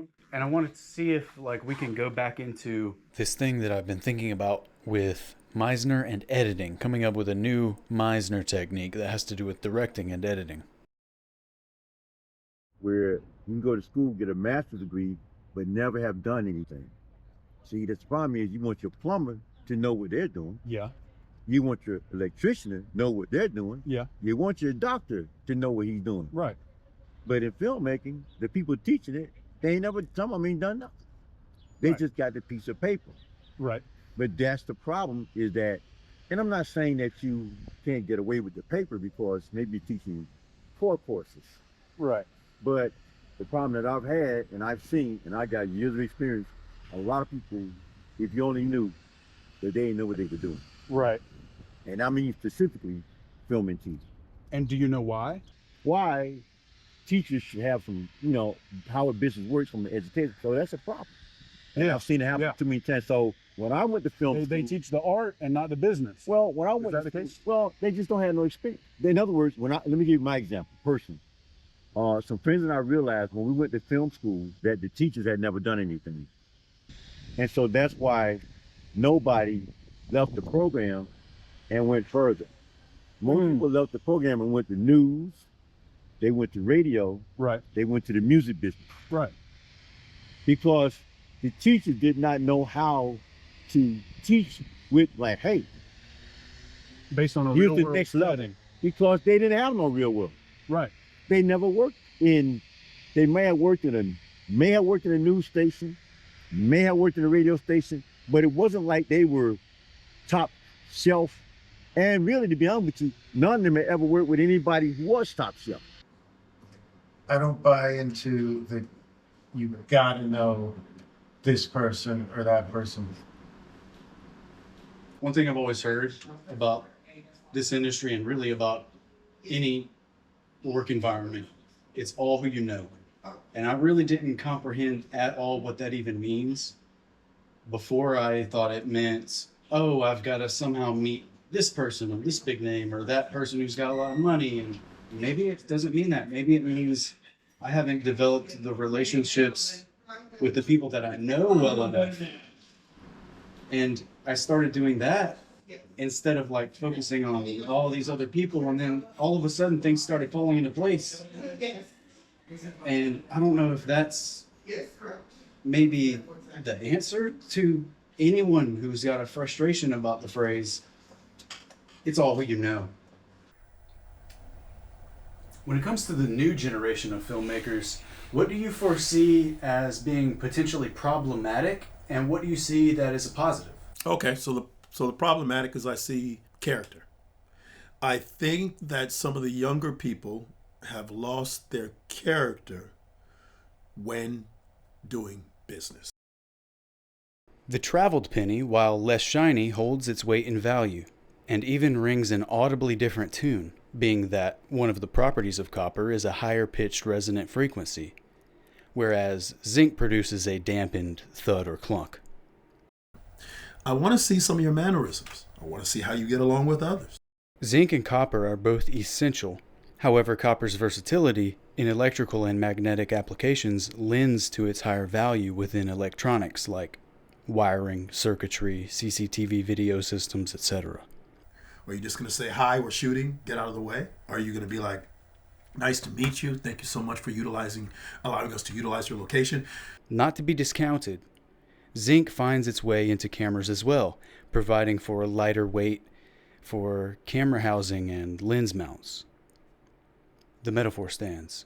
Character, mannerisms, I think there's still a little window for that. And I'm not seeing that in the younger generations. It's like, hey, we got your 5K. Can we shoot at your location tomorrow? No, you can't. Can we double it to 10K? Doesn't matter. Yeah. Oh, I'm sorry. The second half to your question. So the positive is that more stories are being told. That's what I like. The old stories, the love, two people meeting, having circumstance, situation, coming back full circle. That's getting boring now. There's so many unique stories being told now. And I think as the country's demographics is changing, whether the language or the belief, people are starting to get engaged in different types of storytelling. So I think that's, watching a movie about a Muslim and Ramadan, or watching a LGBT couple live amongst a very conservative community, or seeing a young person in business that might be DEI when we're so used to seeing an old Caucasian man running a Fortune 500 company. A lot of different stories are being told now, and I did not see that growing up. I saw one or two stories, right? I saw the villain stuff, I saw the love stuff, and I think that is making the new generation of filmmaking very, very unique. The only thing you've seen aardvark is on the cartoon. Mm-hmm. And here I am driving around the airport, and one comes out right in front of an aardvark. I'm taking pictures of it. It's a beautiful aardvark. I come back, I want to see an aardvark. I said, it was an aardvark. It wasn't beautiful. It's an aardvark. You've never seen a wild aardvark. It's beautiful. Out in the wild. Joanna will remember this. We followed them for a couple miles. Yeah, we just followed them. They'd zigzag around the road. And they're just walking along beside the car. Right in front of us, they'd sit down. And then when I come back out, as soon as we come out, I saw that no entry sign. And I said, yeah, I didn't see that sign. But I just saw the cheetahs and we just tracked them. But we finally let them go because we could tell they were hunting. But they were three beautiful cheetahs. They were beautiful. You know where I was the last time I heard a lion roar like that? Trinidad and Tobago, yeah, that's where my folks is. In fact, my dad's up here right now. He lives in Ecuador. So, yeah, people are starting to realize that they can make it work globally. They don't have to live in the US of A. So, is there a film market in Africa? Oh my gosh, it's huge. I was in Ghana at the airport, and apparently there was some big influencer there that had 15 million followers, 20 million followers. Like, who is that? I'm like, you don't know who that is? That's so-and-so. It's the influencer. And yeah, everybody just left their post and wanted to take pictures with this person. So between, obviously the biggest film market besides South Africa is Nollywood in Nigeria. And keep in mind, Nigeria has, what, almost 200 million people, 20 million alone in Lagos alone. And they're pitching out films all the time. And they're paying decent budgets in terms of, for Africa. I mean, they're paying Africans, you know, Nigerians, I should say, to act 15, 20,000 US dollars. I mean, think of it. That's nothing for us here, but to live on the continent over there, 10,000 a shoot, you're paying your house. I wanted to mention to you that the website maybe needs there's something that's like a security feature or something on the website that needs to be updated. On our website? Yeah. Well, you need to help me with that, because I don't know. I was meaning to tell you about it. So in other words, it is secure, but on the home page it says unsecure, so they need to. And I know this is not the right time to do this, but I gotta check this.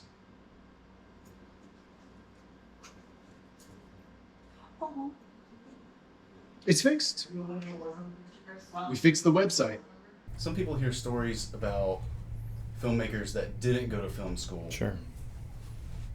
What are some pros and cons about film school for someone who may be debating, should I or shouldn't I, because of these other stories? Yeah, I mean, certainly those are out there, and it's a very competitive field. The advantages of going to film school is, you develop that filmmaker mindset that I was talking about. You get access to a network of alumni or professionals. Professionals like coming to the university to speak with students. They have a captive audience who's going to listen, and then a lot of times you can turn that into a networking opportunity, so you can start to establish those.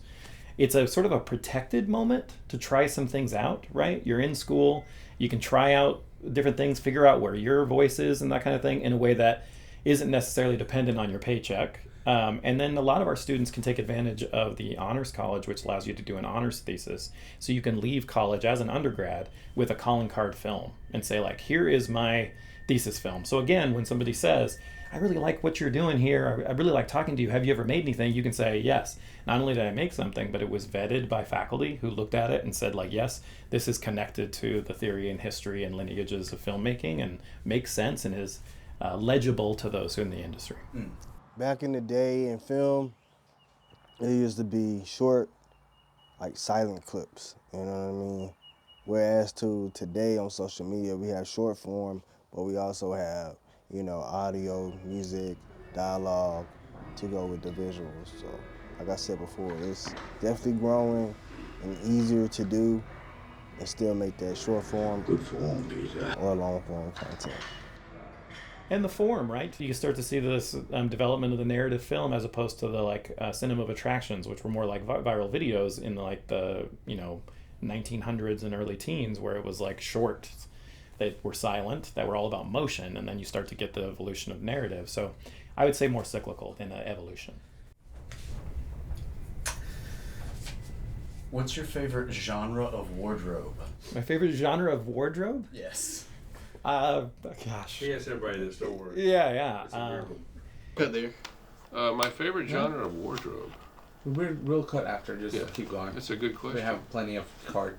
I've never thought of what's my favorite genre of wardrobe. In all honesty, it'd have to be science fiction. We got much more interesting things with, armor and interesting tech, things like that. So I guess it would have to be science fiction. I haven't given it a ton of thought. The first thing that came to mind after you mentioned it was like period pieces, right? That often get talked about. And then I remember, maybe a decade ago, everyone was obsessed with the wardrobe in Mad Men. When it comes to filmmaking, it's important to keep the plot of things secret. Do you find it a little bit annoying to have to keep those things secret, the plot and everything, or do you like keeping secrets? If you knew what was buried in my basement, I like and respect the fact that there are secrets. I like and respect it. I understand it. Understanding filmmaking is a lot like trying to comprehend a legal document. Speaking of legal documents, I typed up my own legal documents. Here's a non-disclosure agreement for this documentary. Just trust me. You hired me because you trust me to play this character, right? trust that I'm not gonna blow the story for no reason. So yeah, there's so many stories of people that either go to film school or don't, who get right away into filmmaking, or who take a different route. Yeah. So that I look at it kind of like, so it's like a water, like a creek, a lake in a forest, right? Maybe you start off as a puddle, right, as an idea. And I think you're trying to hit the ocean. You're trying to like find that goal. You're trying to find your way through this forest of whatever it is. And there's so many different paths you can take. And sometimes something that seems so close to you that you can grab, you kind of like get detoured along the way with like different things, with choices that you make, right? Yeah. But I think you're always trying to end up at that one goal that you have, that you set inside yourself. Like, I want to be a creator, I want to make something, I want to be a part of something. And you're always trying to find that. And like, there's all these little decisions in life, like obstacles, that you have to like consider. Like, okay, I have to put this away, I'm moving towns for another job, or there's like a lot of different things that like get in the way. But like at the very end of the day, you're trying to get to that goal, right? You know, it's interesting how life takes you. Filmmaking is all about the art, how creative you can make a thing, a project, a film, a movie. Some people say, well, I mean, at the end of the day, it's a creative industry, but it's about the business, the money aspect of it. I think early on you need to explore your voice. It's really more about the artistic element when you're starting off as a individual creator, whatever it is, as a writer, cinematographer, director, being engrossed in your art. But once you start playing with money, I think that's when you kind of have to be considerate in a way. Like, they're not going to offer an amateur director to direct something with like $200 million budget. Right. So I think as you get higher up in the industry and you kind of have a name for yourself, you either fall into, I can check off everything that's on your list for producers, or you can be like, it's not like a choice, but like Christopher Nolan, Stanley Kubrick. Verisimilitude, it means making something appear 100% realistic. That was a word used in when they did the first Superman, that they used during the production. We're going for verisimilitude. I think what they're doing with the Superman, the new Superman, I think what they're doing with that is, I think what they're doing with that is kind of cool, because they're making it as an homage to the original Superman stories that reflects the older story.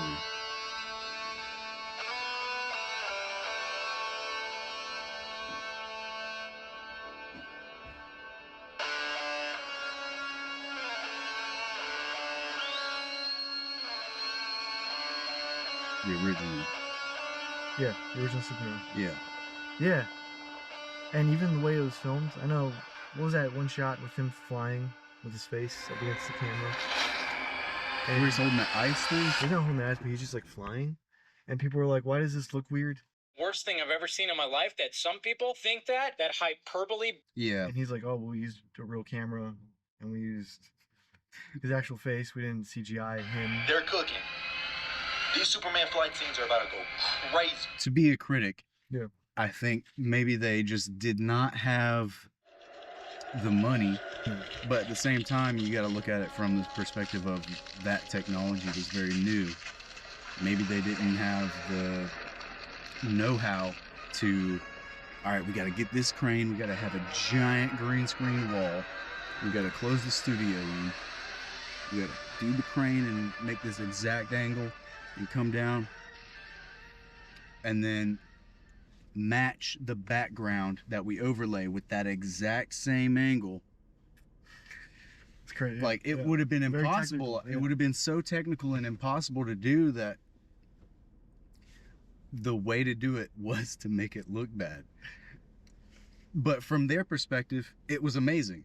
Because you ask people now, like, hey, did you see that movie, Superman, when Yeah, I remember seeing that. It looked so good at the time. But then they see it now and they're like, oh my God, it looks so bad. Yeah. It's funny. It's also the other way though. Like, well, like The Thing. You know, the practical effects in the 80s. I think it's an 80s movie, right? Yeah. So like it looks sick. Obviously it's like puppetry. Right. But there's something about it that was just like charming. Suspension of disbelief, right? Yeah. Yeah, like it just felt real. And when they made the remake, they just did all CGI. Yeah. And I think that just... Wait a minute. Hold on. You lost like the core of it. The soul of it, like you were saying, yeah. Yeah. The Thing 2 was never a movie in the 80s. The base is gone, Colonel. It looks like massive explosives damage. Today is Thursday, May 8th. Understood. Keep your team together and The Thing 2, 2025. get them to shelter as quickly as you can. 2 weeks ago, me and Adrian recorded our interview just over 2 weeks ago.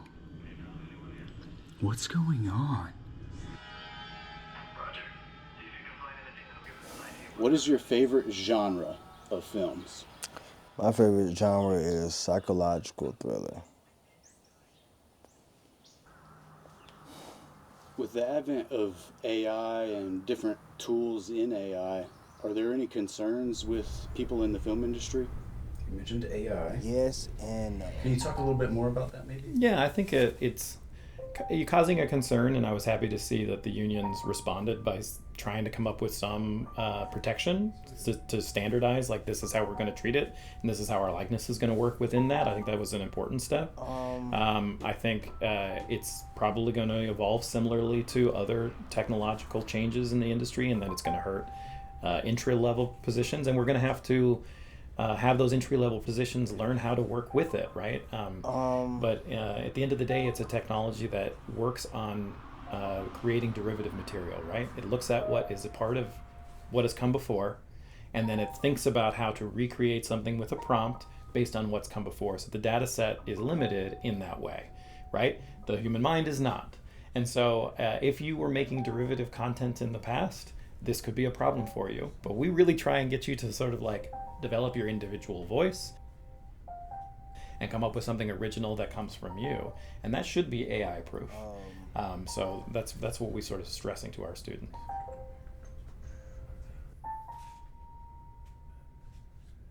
As far as like AI and voice actors, what that is, you know, you can clone someone's voice, you know, just using a couple seconds of their voice or a couple minutes of their voice to generate, you know, what you need, you know, for the project. I don't know. Depends on how much it pays. You got to think about in perpetuity. You might think $2,000 is a lot of money if you're thinking this month. But if your voice is being used for infinity, $2,000, man, you should have asked for more. Are there any pieces of advice that you've seen filmmakers give in interviews that sticks out in your memory as like a really good piece of advice? Anything you've seen lately? I'm not sure I'd call it advice, but Quentin Tarantino asked a question in return, and his question was, what's the movie that hasn't been seen because you haven't made it yet? Yeah, Quentin Tarantino said that. Is what's a movie you want to see? What is a movie that it's what is it you want to contribute? All right, and make it maybe just even slightly a little less about you yourself. I'm assuming most of you guys haven't made a feature yet. All right, but there's a lot of features that have been made before you. There's a whole lot of movies you could see. A whole lot of movies you could watch without you.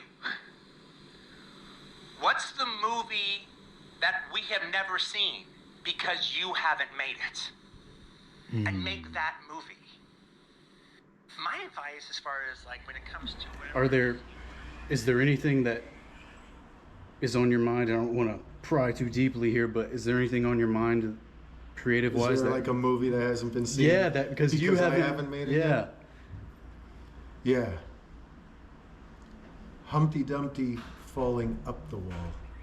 You sound nervous about this. Well, it's a big deal. We were going to play at the Cinerama Dome, open there, and play there exclusively for 2 weeks. I grew up in Los Angeles, so I think of the Cinerama Dome as a real big deal. Disney, who owns Star Wars, decided, well, you know what? Maybe we want to play throughout the entire holiday season. We're going to go to the Cinerama Dome and say that they can't honor their contract to show The Hateful Eight. And the Cinerama Dome said, no, we have a deal. As of yesterday, Disney came to the ArcLight people and said, no, you are going to play Star Wars in the Cinerama Dome for the entire holiday season. And if you honor your deal with the Hateful Eight, we will not allow you to have Star Wars, the biggest movie in the world. We will not allow you to show it at any of your ArcLight movie theaters. Oh. We're talking about... I love Quentin Tarantino.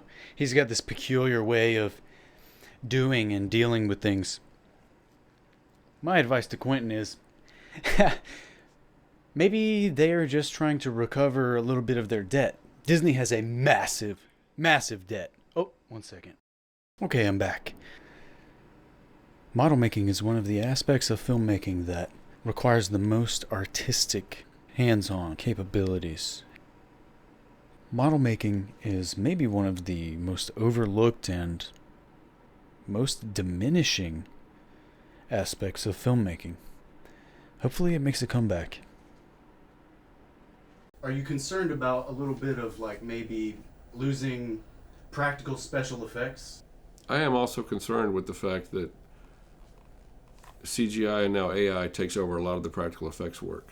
There's just something about creating a puppet or creating a model, putting it in front of the camera and having real light bounce off it that to this day still trumps everything else, in my opinion. Because I'm also a special effects coordinator, so I do see it from a little different perspective than some directors. It's always, we always seem to say that practical effects are coming back. They never left. It's more of a thing of directors are pushing now more to get things in front of the camera because they want to react to them. They want to see how the actors react to them. You go back and look at stuff like Star Wars, they're acting to a tennis ball on a stick, and it can be done, and it can be done well. But it's a lot of when something's in front of you, you react better. It's bottom line.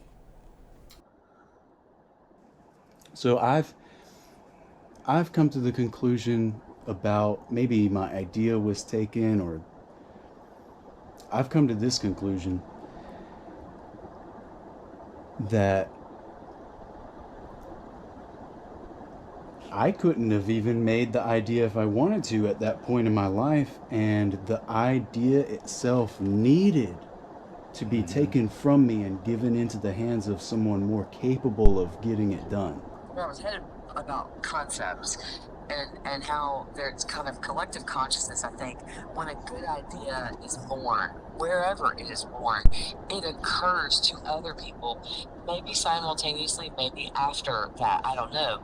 But think about how the Mayans were building pyramid-like structures while the Egyptians were building pyramids, and there's other places in the world where at that time, that, 2000, 3000 BC, they were all building these triangular-shaped, pyramid-shaped structures. And they were the first ones who ever thought of it, but it was happening on 3 different continents simultaneously. I made a trailer and wow, just wow. Showed my friend and he gave me some advice. It's hard to wrap your head around, It's a lot. You gotta have highs and lows. Yeah. To hook people. Right. Like this chicken. Those hooks, man. There's a great debate among independent filmmakers. I tell people, independent filmmakers shop at B&H. Pro filmmakers shop at Home Depot. But before I address that, let me tell you what I'm doing. I've always wanted to get into film, whether it be writing or camera work or anything. But life happened, and I took a different route. But one day, after saving up enough money, I said, "Go make your damn movie and shut up." Yeah, Quentin Tarantino said that. How fast can I do it? Will it even be any good? I have no idea what I'm even doing. You've heard the term hurry up and wait. Hurry up and wait. Oh my God, yes. Hurry up and wait is what this business is kind of based on. I have barely any equipment. I have a GoPro.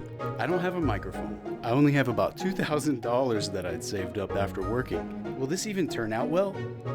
Can I even make a movie with nothing, with no team, no crew, nobody on my side? How fast can I do it? This is crazy, dude. I feel like I am in pre-production, post-production, and production at the same time. You are. You like magic? Of course, that's what filmmaking is. It's a magic trick. Everybody's talking about the AI and how it's going to change. And if we look at the history, these are moments that have happened before, right? Now this. How fast can I make a documentary? How fast can I make anything? What am I even doing? I'm gonna find out. Either the hard way or the good way. How hard is it to make a movie? I got to do a silicone chest appliance that was applied to Adam Driver, and he had to pull his heart out of his chest. Matt Robinson, he's another self-made man. Came from Detroit. This is like in The Incredibles when Mr. Incredible comes in and sits down, you know. So, everything's up for debate.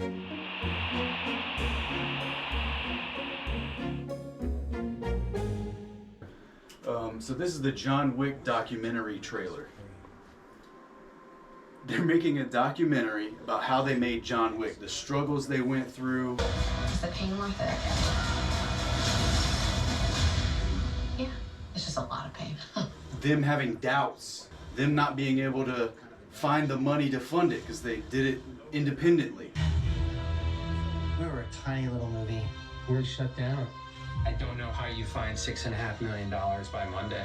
I only have about $2,000 that I'd saved up after working. Will this even turn out well? Can I even make a movie with nothing, with no team, no crew, nobody on my side?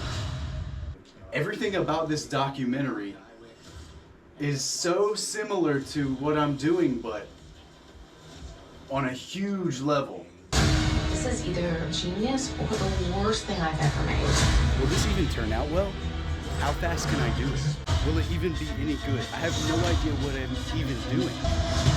This movie's about vengeance, not John Wick's. Ours. This is fucking terrible. Will this even turn out well? How many more hits can this movie take? I feel like I'm in competition with John Wick right now. You think you're in competition with John Wick?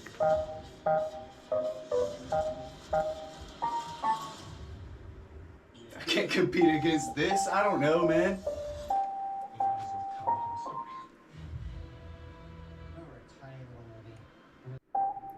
So initially, okay, I was thinking like, how are y'all struggling to make a Keanu Reeves movie? They're struggling, trust me. Today is May the 6th. Quantum mechanics.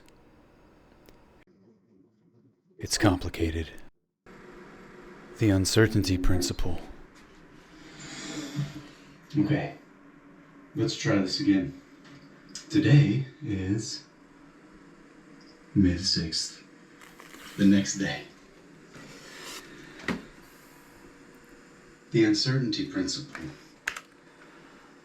No, today is May the 9th. The premiere date of Wick is Pain.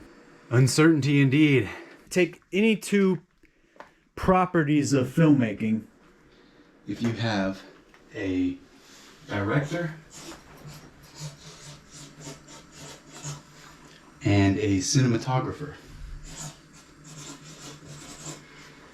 and the director wants X to happen, but the cinematographer knows about Y, whatever the factor is.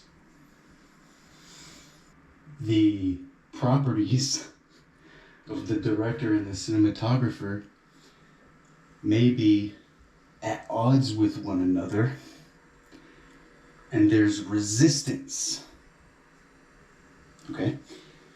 This dichotomy of personality in filmmaking can extend production time. If there's arguments or disagreements or this, that, and the other. And momentum needs to remain in order for the project to get completed on time. So the uncertainty principle applies to filmmaking as such. Long before Hook, Spielberg faced another difficult on-set dynamic with Robert Shaw during the production of Jaws. The film's legendary status is well known, but the conditions under which it was made were fraught with technical and interpersonal challenges. I've been trying to figure out exactly what it is that I can do or say to make this one scene happen. And I don't know exactly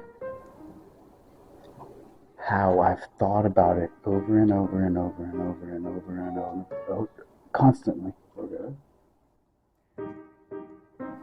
How can I interview? How can I capture this one moment that I want to catch? What is it? It seems impossible.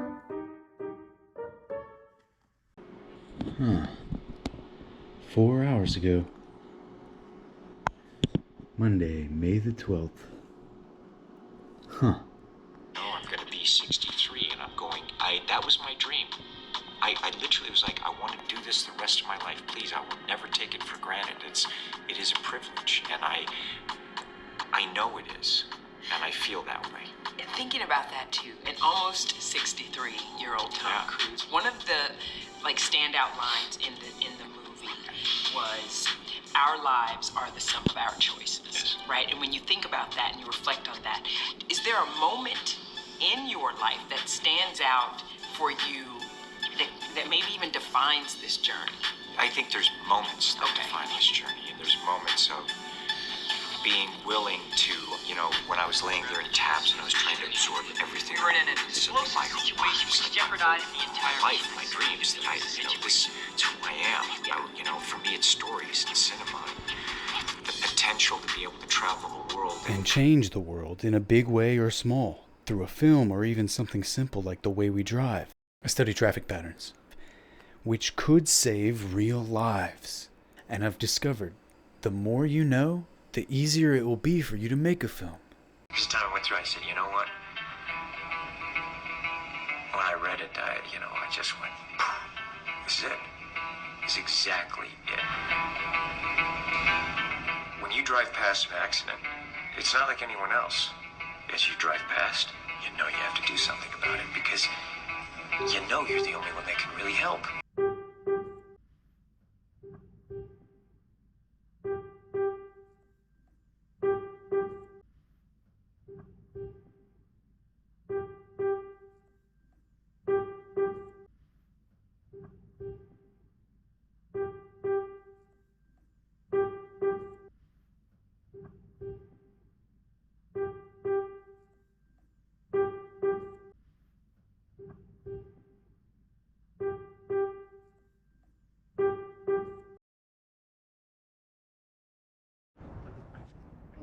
What can I help?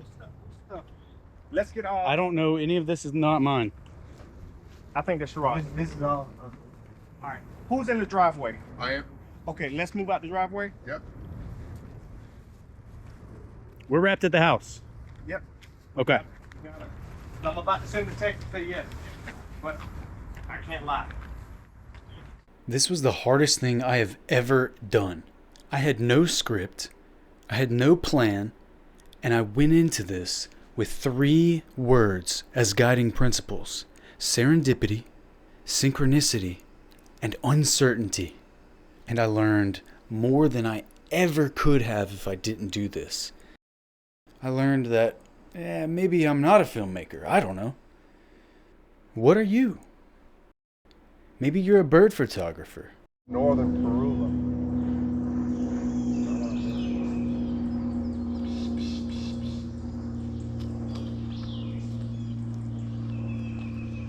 Maybe you just love photography.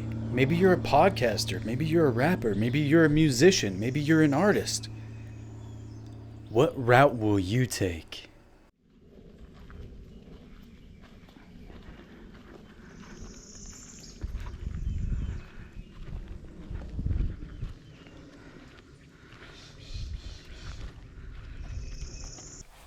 The director's job is to be the audience. Your job is to look at the monitor or watch your actor and know where you are in the story at any given moment. So you're seeing what is the arc of the character. Hold on. I've got a rib cramp from having my leg up on the thing. I gotta stop. I can do this one again. Yeah. The director's job is always to be the audience. But no matter who you are, no matter your audience size, big or small, whether you're alone or not, let nothing stop you. You will find help along the way. Never let anybody tell you you can't do what you in your heart know you can. And the other thing is simply to use what you're using right now to get this interview, and you can make an entire movie on that device right there. Use what you got. You got an iPhone, use it, shoot, create something every day. Don't matter what it is. Create, create, create.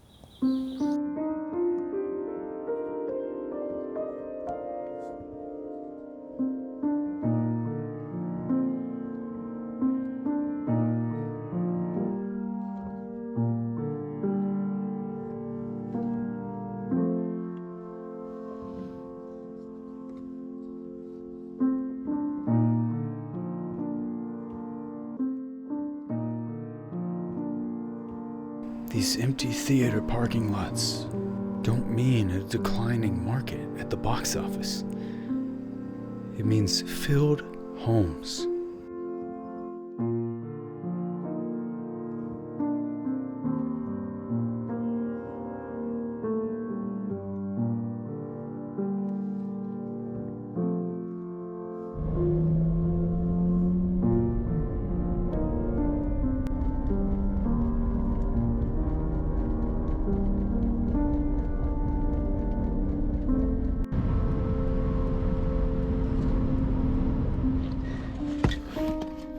Shot.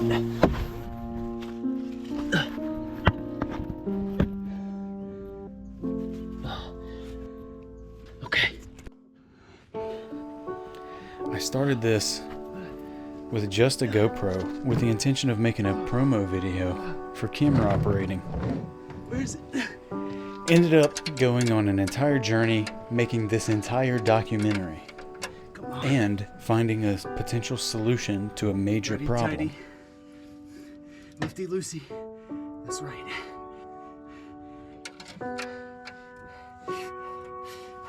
Opposite. Opposite. May the 4th be with you.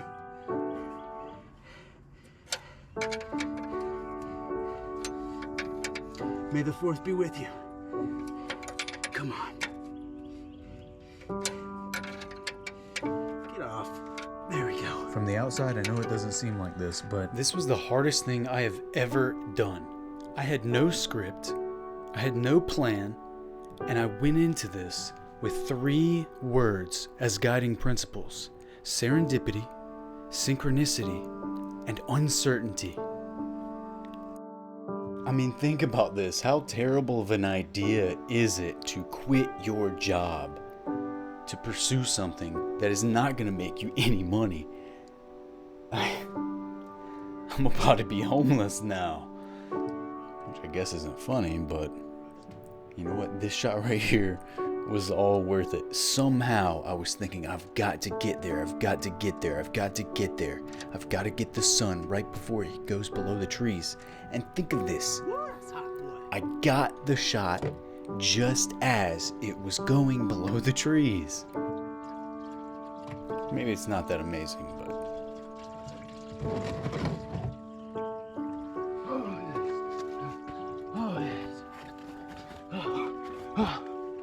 What does it look like? Oh, it's below the trees. It's below the trees. I got it. I got it. I got it. Yes.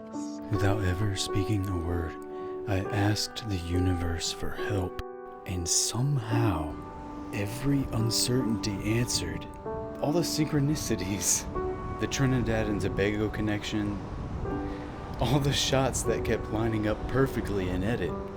A friend who let me use his camera. A friend from Florida who invited us to celebrate a graduation. Serendipity even on the wall in that home. And all the uncertainty. All the technical difficulties. All the oddball jobs I picked up along the way, and despite not having any gas, I would ask. And somehow it would all work out in the end. So much opportunity if you just take a look around and open your eyes to it. That part of the going to the theater experience, walking up to the ticket booth and getting your ticket. Yeah, ticket booths have gone away, and I miss that. Being as that I grew up working in theaters when I was a kid, I really missed the box office. I used to go in and sit down and talk to the box office lady for a long time. That was always fun. No conversations were planned. So many serendipitous moments I couldn't even include half of them if I wanted to. It'd be too long. The same violinist. Miles apart. Different days. Playing the same song. At the very same time that I spontaneously went to go film.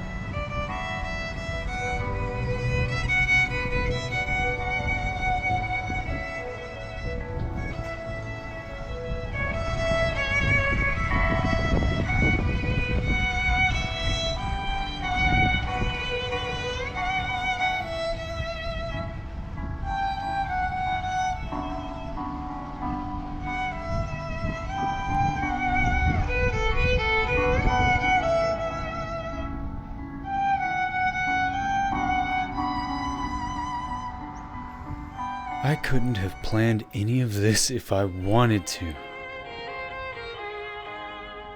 What universal force helped me do this?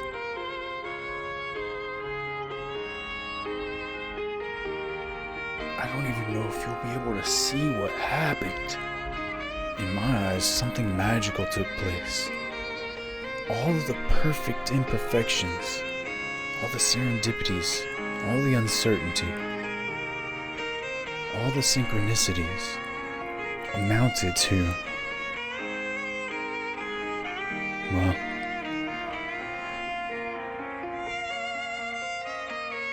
I definitely found out how difficult it is to make movies, especially with no plan.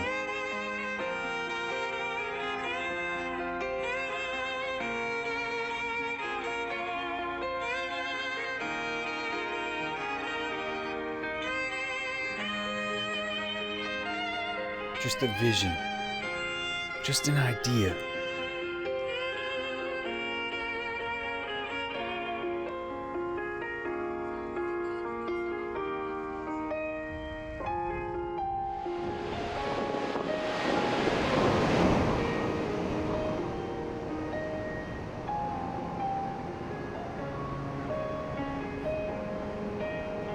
So, what's next for you? For me? Maybe I'll go into trucking. But whatever the future holds, this one most important thing I've discovered.